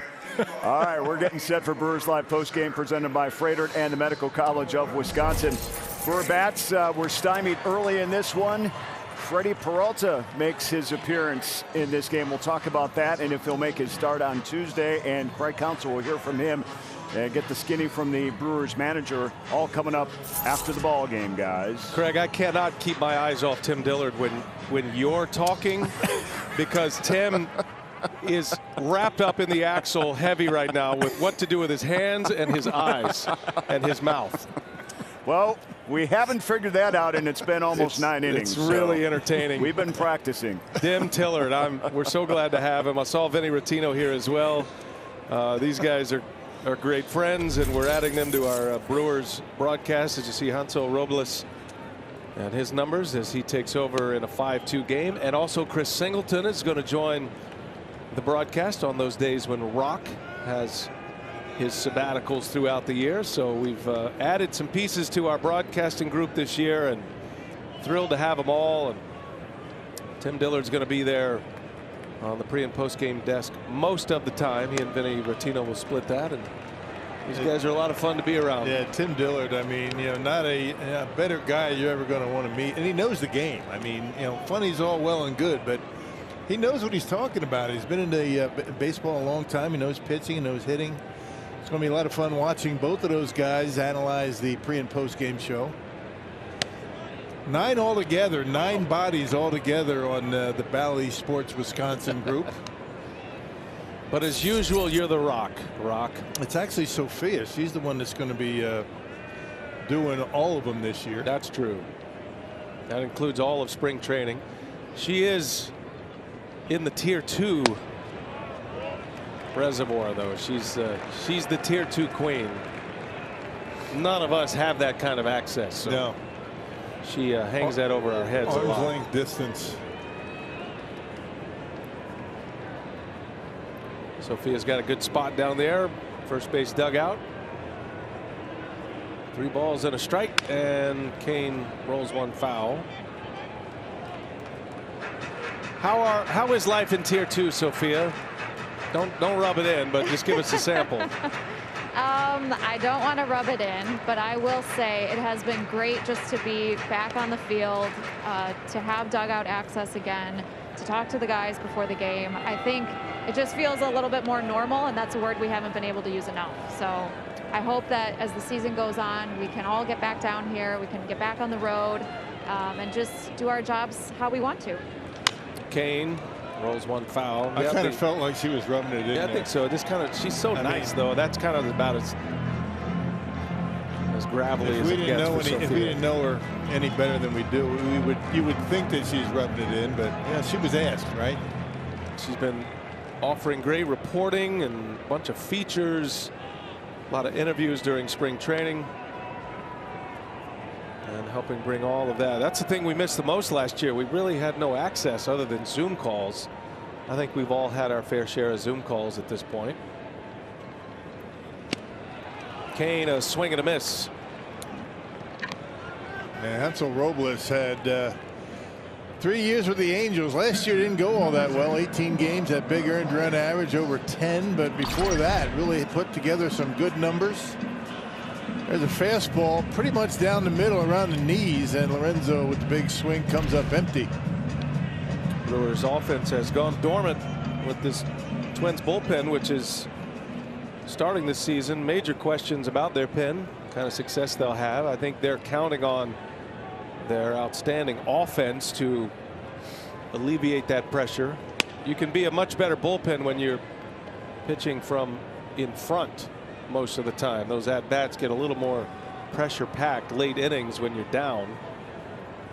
And Minnesota living up to their billing today with 5 runs on 10 hits, and they left 11 at this point. Had runners everywhere. Yeah, last 2 guys out of the Twins pen have really looked good. Stashak and Rogers. Robles with the fastball and changeup combination. 8 in a row retired by Twins pitching. Brewers haven't had a hit since Narvaez singled in a run in the 5th inning.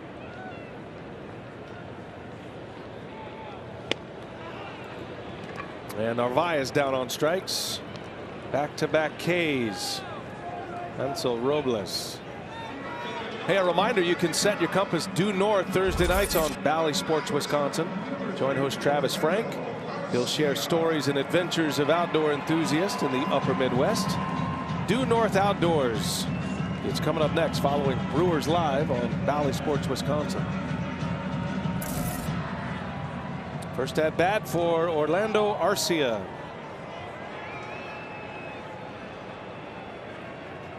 Entered the game at the shortstop position. Urias was pinch hit for. And that's the way these games are going to go. Council's proven that over the years. He runs rotations in game. So you'll get a few at bats and then there'll be a change. Another guy will come in and he'll finish the game. Today, Council starts Urias. Used Vogelback to hit for Urias in the 5th inning with men on base. And then Arcia will finish the game. On the barrel, but under it. And Buxton will collect it for out number 3. 3 up, 3 down again. 10 in a row. The Brewers have been shut down by the Twins bullpen. Josh Lindblom up next. The MLB app, get in-game video highlights, live pitch by pitch, breaking news, player updates, stats, leaderboards, and more. Get the MLB app today, free for your smartphone or tablet. To the 9th we go. Josh Lindblom, who is going to pitch out of the bullpen to start the year. Signed to a 3-year deal as a starter after a magical run in Korea. And a rough season last season. Pitched in 12 games. 2 of those were as a reliever. And that's where he will start 2021. And made 3 starts down in Arizona in spring training. And gave up 5 earned runs in 9 2/3 innings. You can see his numbers a year ago. Throws everything but the kitchen sink at you, but yeah, I guess if he could, he'd throw that at you too.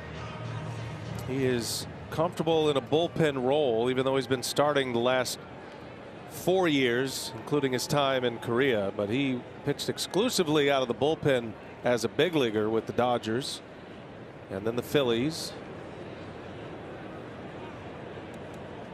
Didn't make a major league start until his 3rd year in the major leagues, as a matter of fact.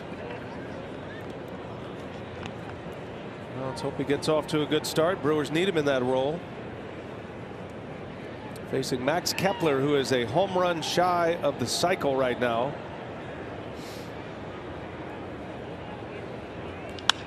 In the air, left field got jammed, and Yelich will put it away for out number 1. Well, Rockets, another opening day in Milwaukee. American Family Field, formerly known as Miller Park, opened in 2001. County Stadium prior to that. And that man's been around for all of it. Yep. Bob Uecker, his 65th opening day in the major leagues, back to his playing days in '51 as a broadcaster. Incredible run for Mr. Baseball. Looks great, doesn't he? This wouldn't be the same without him. He's got both of his vaccination shots, so if you get close to Bob Uecker, you will not be tackled at this point. Although you might be. You might be, but not because of that. not because of the coronavirus. That's right. That's right. A dart in the neck, perhaps. But it's great to see you. Before the game today, observed a moment of silence. There was a number of members of our Brewers family, baseball family, that passed in this offseason, and it was capped off by a beautiful tribute that Bob Uecker voiced over about Hank Aaron. And it was moving. Yeah. It was really well done. They were good buddies. Twins are mourning the loss of their coach, Mike Bell. You see the MB patch on the right sleeve. That was a very sudden and tragic passing of a young guy, just 46 years of age, diagnosed just 6 months ago with cancer and passed away before the season started. Heavy loss. They're hanging that jersey, Mike Bell's jersey, number 36, in their dugout. It was all part of the tribute as well today. Yeah. Heavy hearts on both sides, right? 2-2. And did he go? He did not. Buxton stays alive. 3 balls and 2 strikes.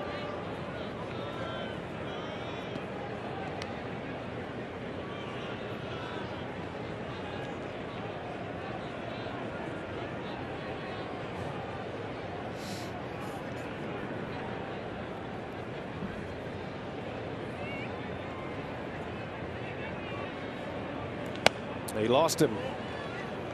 Buxton turning around his day. 2 strikeouts to start, a walk, a 2-run homer, and now another walk in his final 3 plate appearances. And he has a board with 1 out. Yeah, he's not going to be at first base long again, you would think.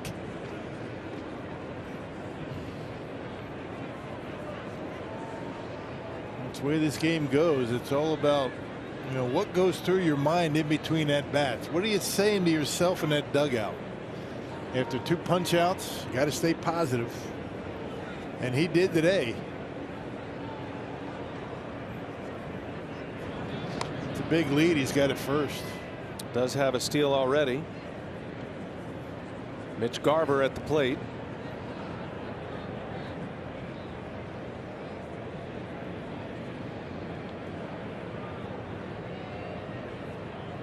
Two games postponed today in the big leagues. Orioles at Fenway in Boston postponed. That was due to rain. Mets and Nationals is a little more concerning.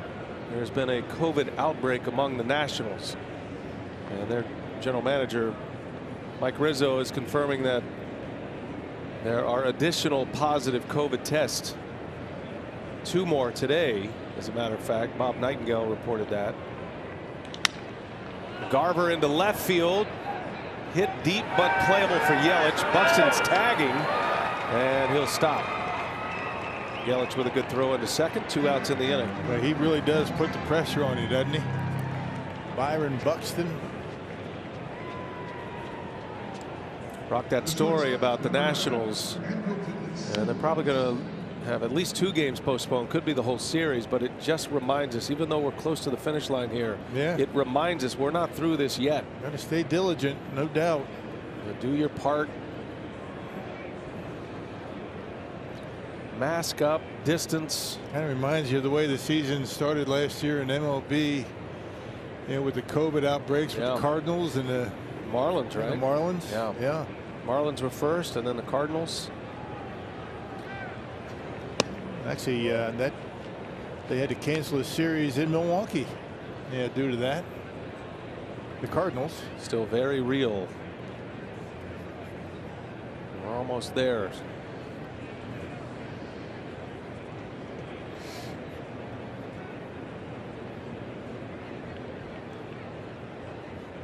Andrelton Simmons, 5th plate appearance. He's got 2 hits and a walk. Little half swing there for a strike.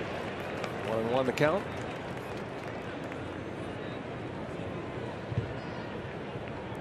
Off day tomorrow. Back at it Saturday. 6:10 first pitch. Craig Kashawn and Tim Dillard will have the Brewers Live pregame on Bally Sports Wisconsin.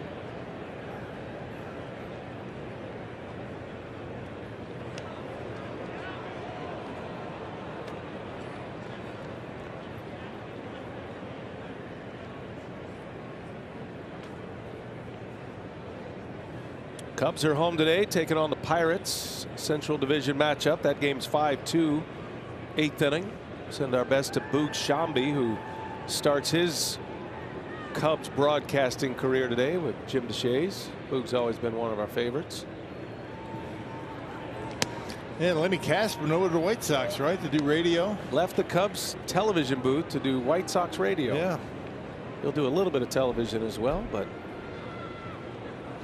part of the Sinclair family, as we are at Bally Sports Wisconsin. Cubs are marquee network. I wish Boog the best. Got a new announcer in Cincinnati too. John Sadak gets his big league chance with the Reds. Cardinals are playing the Reds today. 11-4 St. Louis. They're in the 5th inning in Cincinnati, and John Sadak, after a long career in the minor leagues, gets a chance to work in the big leagues. We wish him the best as well. I'd normally say we'd see a lot of those guys, but we're not going to see them this year, actually, not in the beginning anyway.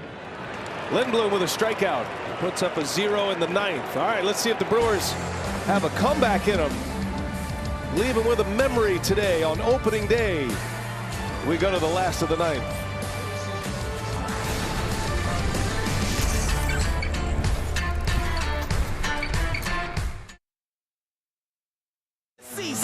Young and wild with the freedom. Time to push it to the utmost. Come alive with the feeling. This is the moment. The moment is right now. We going way up. Touching the sky now. We about to level up. Yeah. Opening day, Bally Sports Wisconsin from American Family Field. 5-2. The Twins got a 2-run homer from Byron Buxton in the 7th. And they lead by 3 as we go to the bottom of the 9th inning. Last call for the Brew Crew. And the Twins have their closer on the mound. Jesus Colomé will take over this 9th inning. I beg your pardon, Alex Colomé, not Jesus. Yeah, some kind of year he had last year. Earned run average under 1.81, 2-0. Outstanding work. And ranked 2nd amongst American League relievers in earned run average and tied for 3rd in saves. Look at those numbers. Not bad. Not a big strikeout guy, though. Did not allow a home run. Pretty good work. Kenta Maeda started for the Twins, went 4 1/3, 2 runs, 1 was earned, 2 walks and 5 strikeouts. Brandon Woodruff, the opening day starter for the Brewers, 4 innings, 6 hits, 3 runs, walked 2, struck out 5. Peralta had 2 scoreless. All of his outs were strikeouts. 6 strikeouts in his 2 innings. Yardley gave up the 2-run homer to Buxton. And Feyereisen and Lindblom each pitching scoreless innings.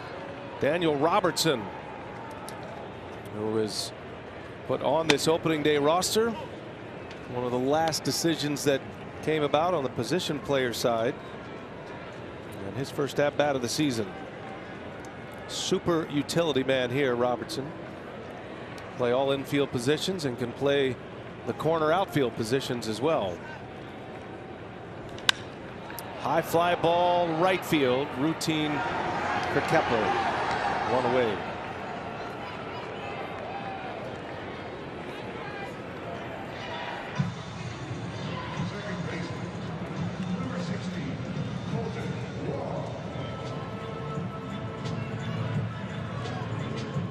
Colomé with one away. He'll face Wong. All of the position players minus Manny Pena play today.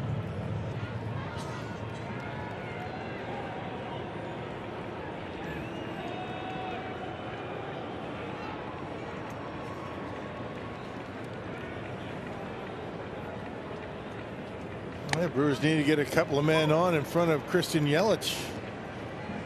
Let's see if he can't provide some dramatics.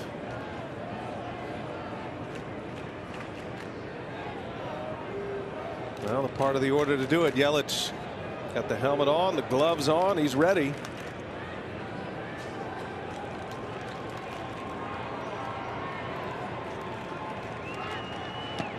Wong with a big swing.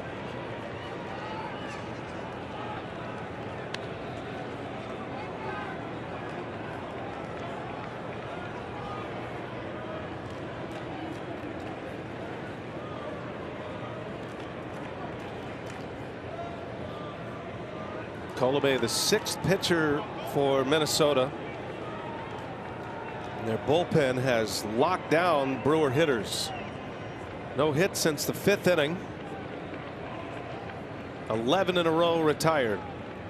And that hit him. They got him on the wrist. Let's hope he's all right. Yeah. Don't need that. Well, that is a dangerous spot. And Wong is going to stand right there, which is concerning.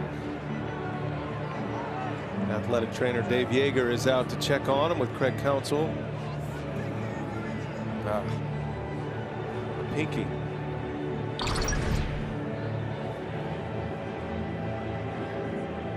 Yep, got him on that bottom hand, right on the knuckle, it looked like.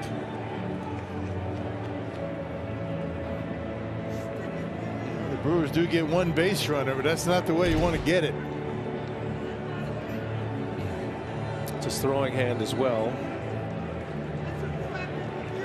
All right, so Wong will stay.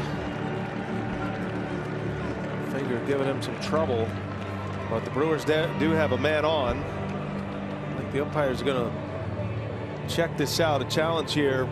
Rocco Baldelli asking him to look at it, thinking it was a foul ball.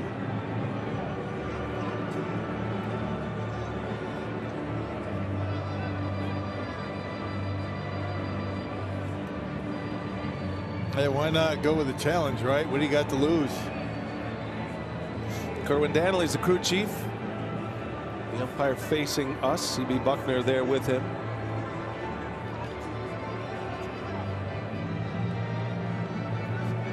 Umpire Review Center is in Chelsea, New York these days. And it's out of the control of these field umpires here at American Family Field. Replay umpire assigned to this game will be checking all this and passing the information down. And let's see what they call. Let's see, look at the replay. Just pointing him to first, so hit by pitch.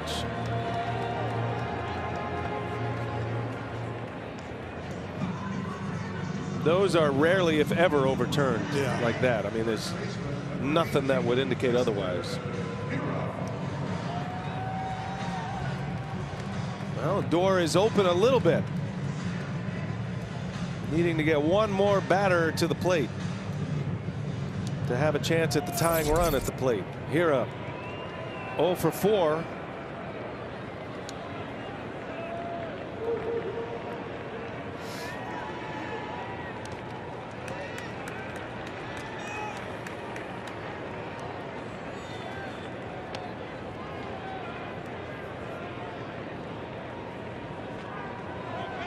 Twins have never trailed.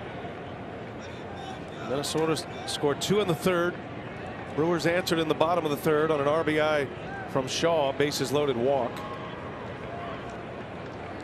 Twins got one in the fourth inning to go up 3-1, and then Narvaez drove in a run in the fifth to make it 3-2.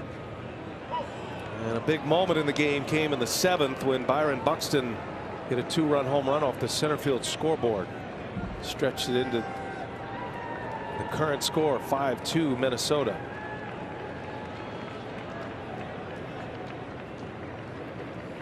Wong is the first base runner since that fifth inning, since that Narvaez RBI single. 2-1.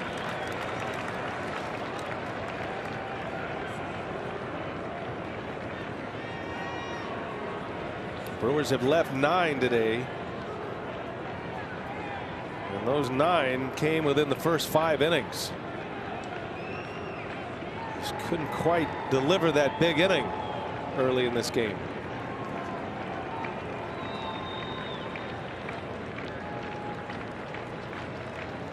Two and one. Back to the mound, going to second, and safe. Not sure why you go to second on that. I mean, that is a mistake by Colomé trying to get that lead runner. That would have been close anyway. Colton Wong has great speed. Well, you get the shore out, you keep that tying run in the on-deck circle.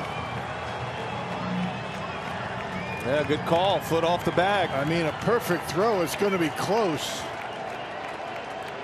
But it was not anything but. Not even close to staying on the bag. Can't challenge it. He got no challenges. He just lost his.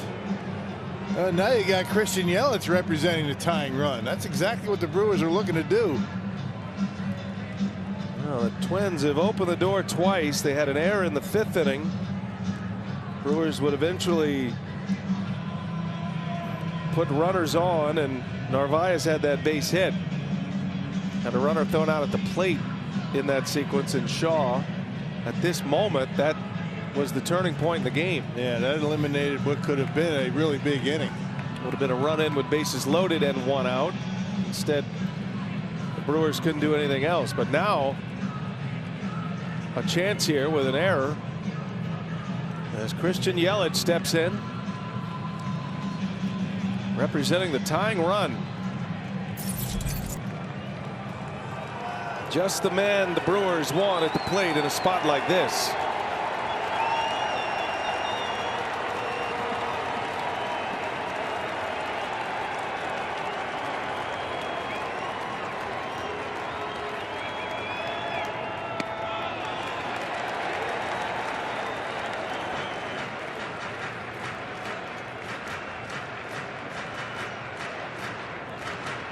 A crowd of just shy of 12,000 capacity in this restricted attendance to start the year, on their feet making noise. A ball and no strikes on Yelich, and a big swing and a miss. 2 sliders back to back, and left that one up. Fastball slider for Colomé.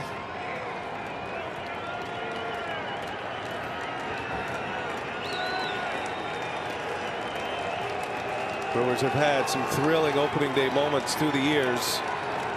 Last opening day with fans in 19. Remember, Lorenzo Cain made that over the wall catch against the Cardinals that saved the game.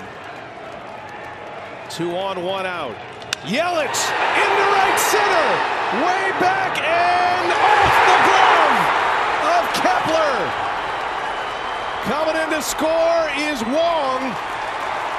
Wow. And the Brewers are alive. Kepler was there on a line shot, could not make the play. A run is in. It's 5-3 Minnesota. Yeah, Keston here was caught in no man land. He has to stay at second base. So instead of second and third, down by 2, Yeah, because he wasn't sure that ball was going to be caught or not. There's that slider we were talking about, and Christian got it just a little bit off the end of the bat. Yeah, the Brewer dugout thought it was a tie game, but Kepler just had it in and out of the glove. That'll be a single, right? Single, they score it. On a shot by Yelich. And now Garcia. One swing of the bat could end this game right here. Huge break. Twins faltering defensively here in this 9th inning. 2 on. Yelich representing the tying run at first base. Garcia takes a strike. A huge play that Keston here couldn't get to third base on that. It would have been second and third, one out. Down by a pair. And this way the double play's still in order. He was kind of caught in no man's land. Not much he could do about it. Not sure it was going to get caught or not.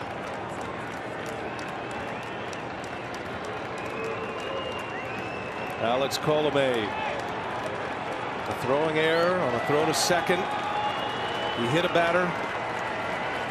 Then the error. And then the misplay in right. Scored as a single. 0-1. 0-2 now on Garcia.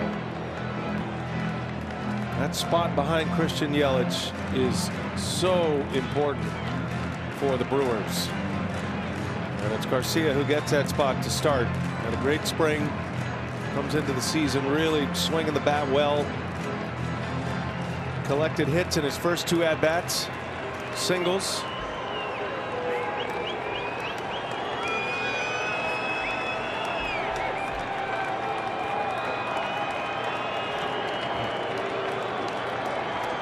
Looking for that opening day moment that they talk about forever. 0-2. Slow roller. Garcia down the line. Throw is in time. The little flip by Sano. Oh, he missed it the first time. Second and third now, but 2 men are out. Council wants to take a look at that. Okay, went after that bag a couple of times. Colomé got there in time, but does he have his foot on the bag? He misses it there, or did he? Yep, look like he got him. Yep, down the second try. Yep, he's out. So here is Travis Shaw.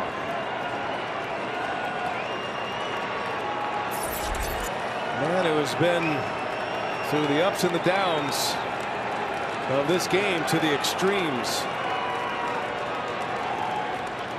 Had a hit in the second, walked with the bases loaded in the third for his first RBI of the year, and now a base hit. If it touches the outfield grass, will tie the game. Yelich and Hira ready to run, and Shaw in the right center, a base hit, into the gap it goes. 2 runs will score, and we are tied in the 9th.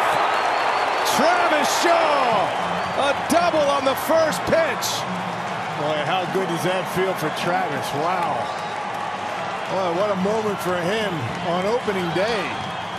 Yeah, the Brewers bounce off the mat and tie it up. First pitch looked like a breaking pitch and found the gap. And we're all tied up. There it is, slider. It hangs. And Travis gets good wood on it, finds the gap. He's at second, tie game. Well, what a comeback. Twins defensively open the door, and the Brewers knock it down. Tied at 5. Now Kane with Shaw at second base. 2 outs. Kane on the ground. Simmons for the out. Inning over, but the Brewers get 3. Travis Shaw delivers in the clutch. A 2 RBI double with 2 outs. And the Brewers tie it at 5. How about extra innings on opening day on Bally Sports Wisconsin?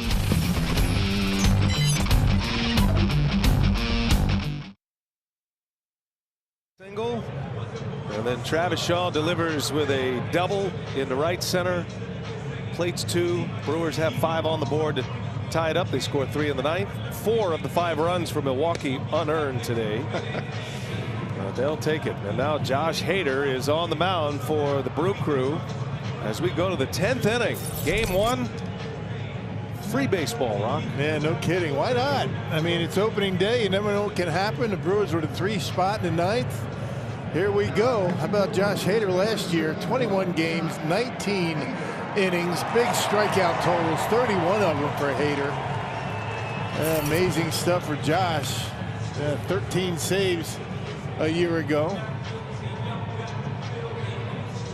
Shaw had that big base hit. They take him out, and Daniel Robertson will enter. He's most comfortable at third base, and that's where he'll play here in extra innings. Brewers have 1 position player remaining, and that's Manny Pena. Hamilton Simmons, who made the final out of the 9th inning, was the runner at second. Extra inning rule in effect with Hader on the mound, and it looks like Rocco Baldelli is going to go to his bench.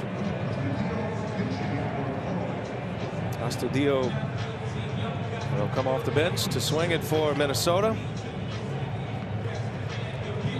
I was not sure how I was going to like the runner at second situation, but Brock, we talked about it last year. It really spiced things up. Yeah, I mean, you get drama right away. Yeah, right away. I mean, you know, the defense is on its heels right away, and it kind of eliminates, or pretty much eliminates, those 18-inning games. First ball swinging. Williams Astudillo, he fouls it back.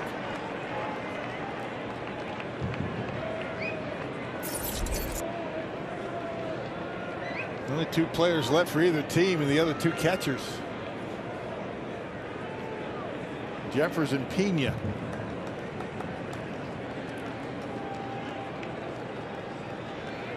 Runner at second to start this inning. Hader delivers. Astudillo fights one off foul. Brewers continuing a theme that we saw last year. They had a ton of comebacks last season. 3 runs in the 9th to come back here today with some help from the Twins defense. Last season, Milwaukee with 16 comeback wins of the 29 victories they had last year. A swing and a miss. Hader 98 with the fastball. Yeah, that's where that big strikeout ability comes into play in extra innings with a man at second. You want to minimize contact. Josh feeling it here today already. Big fastball up in the zone. Comes up empty. Hader strikes out his first batter faced of the season. And the word's out on Josh, the fact that he has that slider he can go to. He used it a lot last year. We saw it a lot in spring training, and that's going to make his fastball even more effective. Luis Arraez here. He's a dangerous hitter in a spot like this. This is a guy the Twins want at the plate. Contact hitter. He's had a terrific opening day. Hit the ball hard 3 times. 2 hits to show for it. Was robbed of a hit by Urias. Very first at bat of the game. Diving catch by the Brewers shortstop. 2 hits and a walk. Placing a runner at second to start this 10th inning. And that's going to get by, and now hit the play. Narvaez gave up on it. He gave up. He assumed that Simmons was going to get to third base. He did not. He stopped. Well, that is a big one right there. Simmons doesn't have a lot of foot speed, but he was going to hold right there, content right now, but then Narvaez just gave up on it, and it got him. Be a wild pitch. Infield in now for the Brewers. Go ahead, run at third base. Hader need a strikeout, and a guy that doesn't strike out much. A swing and a miss. Hader makes even the best hitters more susceptible to the strikeout and the swing and miss with his stuff. Especially when he's throwing 97. That's his top velocity.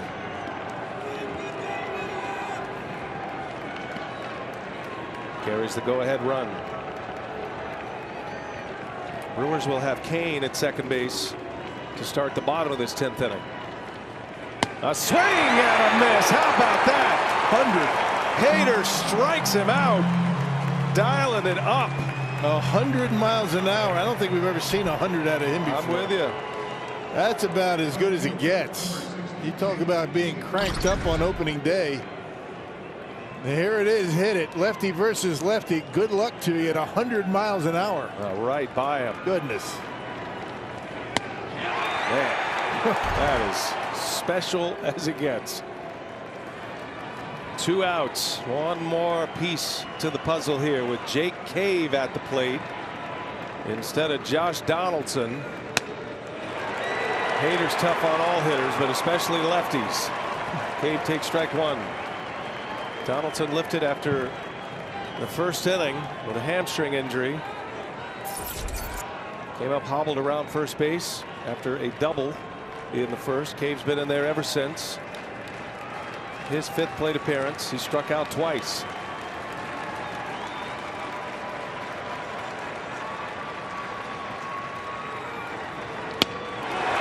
To the count.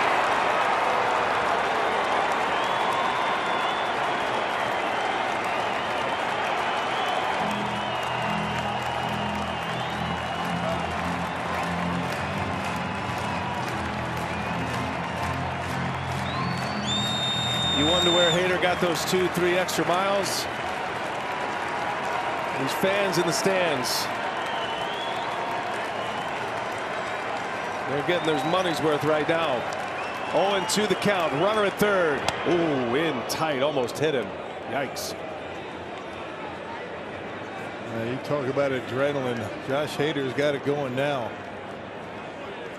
And you're right about the fans. They get him going.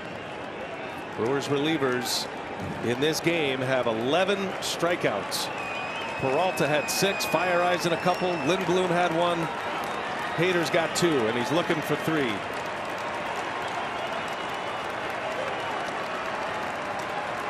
Go ahead to run at third, and Simmons.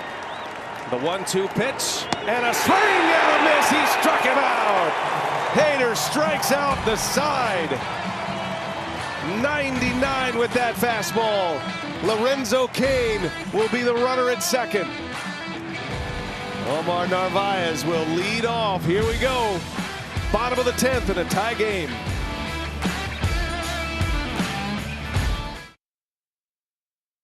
Opening day in Milwaukee. Brewers get 3 in the bottom of the 9th inning to tie it.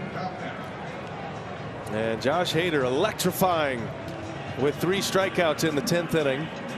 Randy Dobnak is on the mound for Minnesota. He'll get this 10th inning. And second year, or I should say third year for the Twins.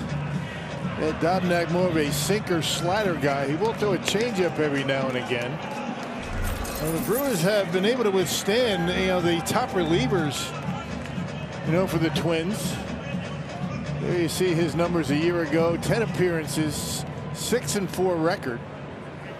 Last relief appearances for him was a couple of years ago, back in September. All right, so Dobnak on the mound. Lorenzo Cain making his way to second base. Omar Narvaez at the plate. Brewers couldn't have a better guy running, the speedy Cain.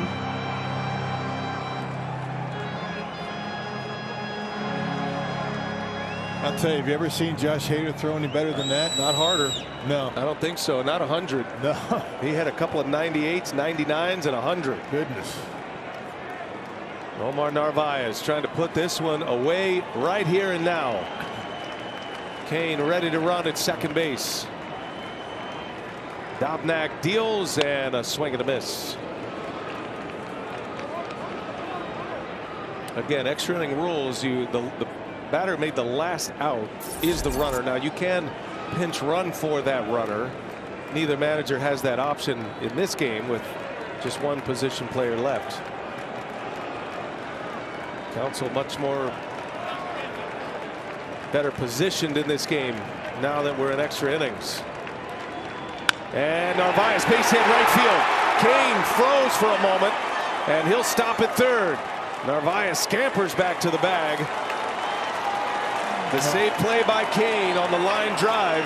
Now it's first and third, nobody out. Yeah, wasn't sure that ball was going to be caught or not. He had to freeze. The last thing you want to do is get doubled off if Polanco's able to catch that line drive. Slider that hangs, and Narvaez hits it hard just out of the reach of Polanco. That's why Kane had to hold up at third base. Got to play it safe with nobody out.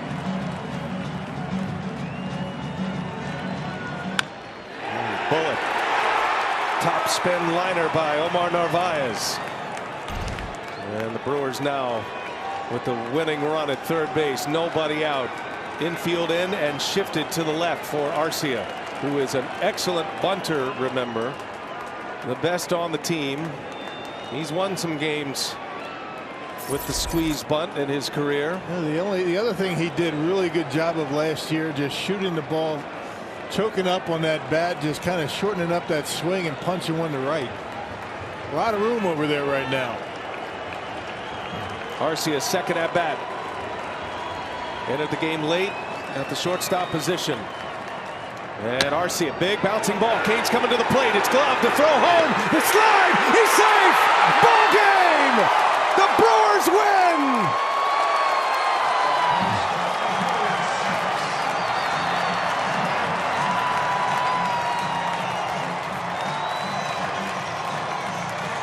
Oh, a thriller on opening day 2021.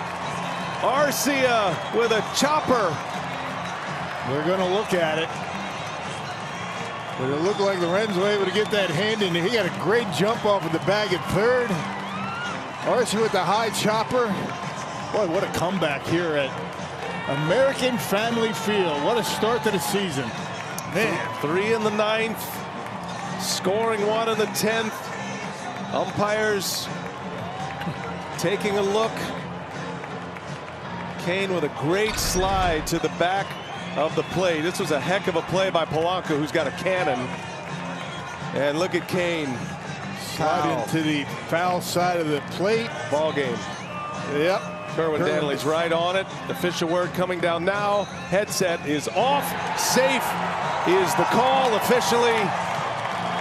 And the Milwaukee Brewers win in extra innings on opening day. Wow.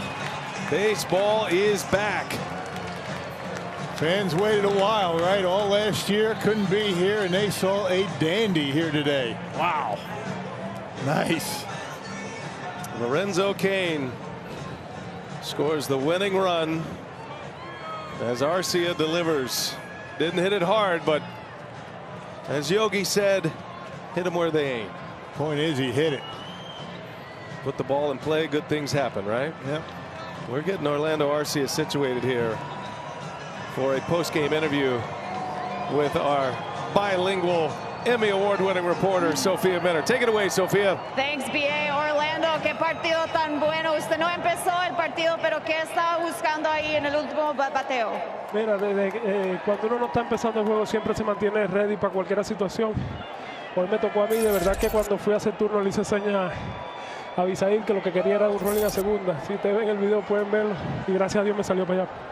I asked Orlando Arcia, he didn't start this game, but he came in here late, what he was looking for in that last at-bat. And Orlando said, you know, whenever you're not starting, you just have to stay ready for whatever game situation comes at you. He said he did that. He was able to stay ready. He said to Avi Garcia, he was hoping to get that runner at second and have an opportunity to drive him in with Lorenzo Kane on. Y Orlando, ¿qué puede decir del trabajo del equipo con los 3 runs que hicieron en el novena?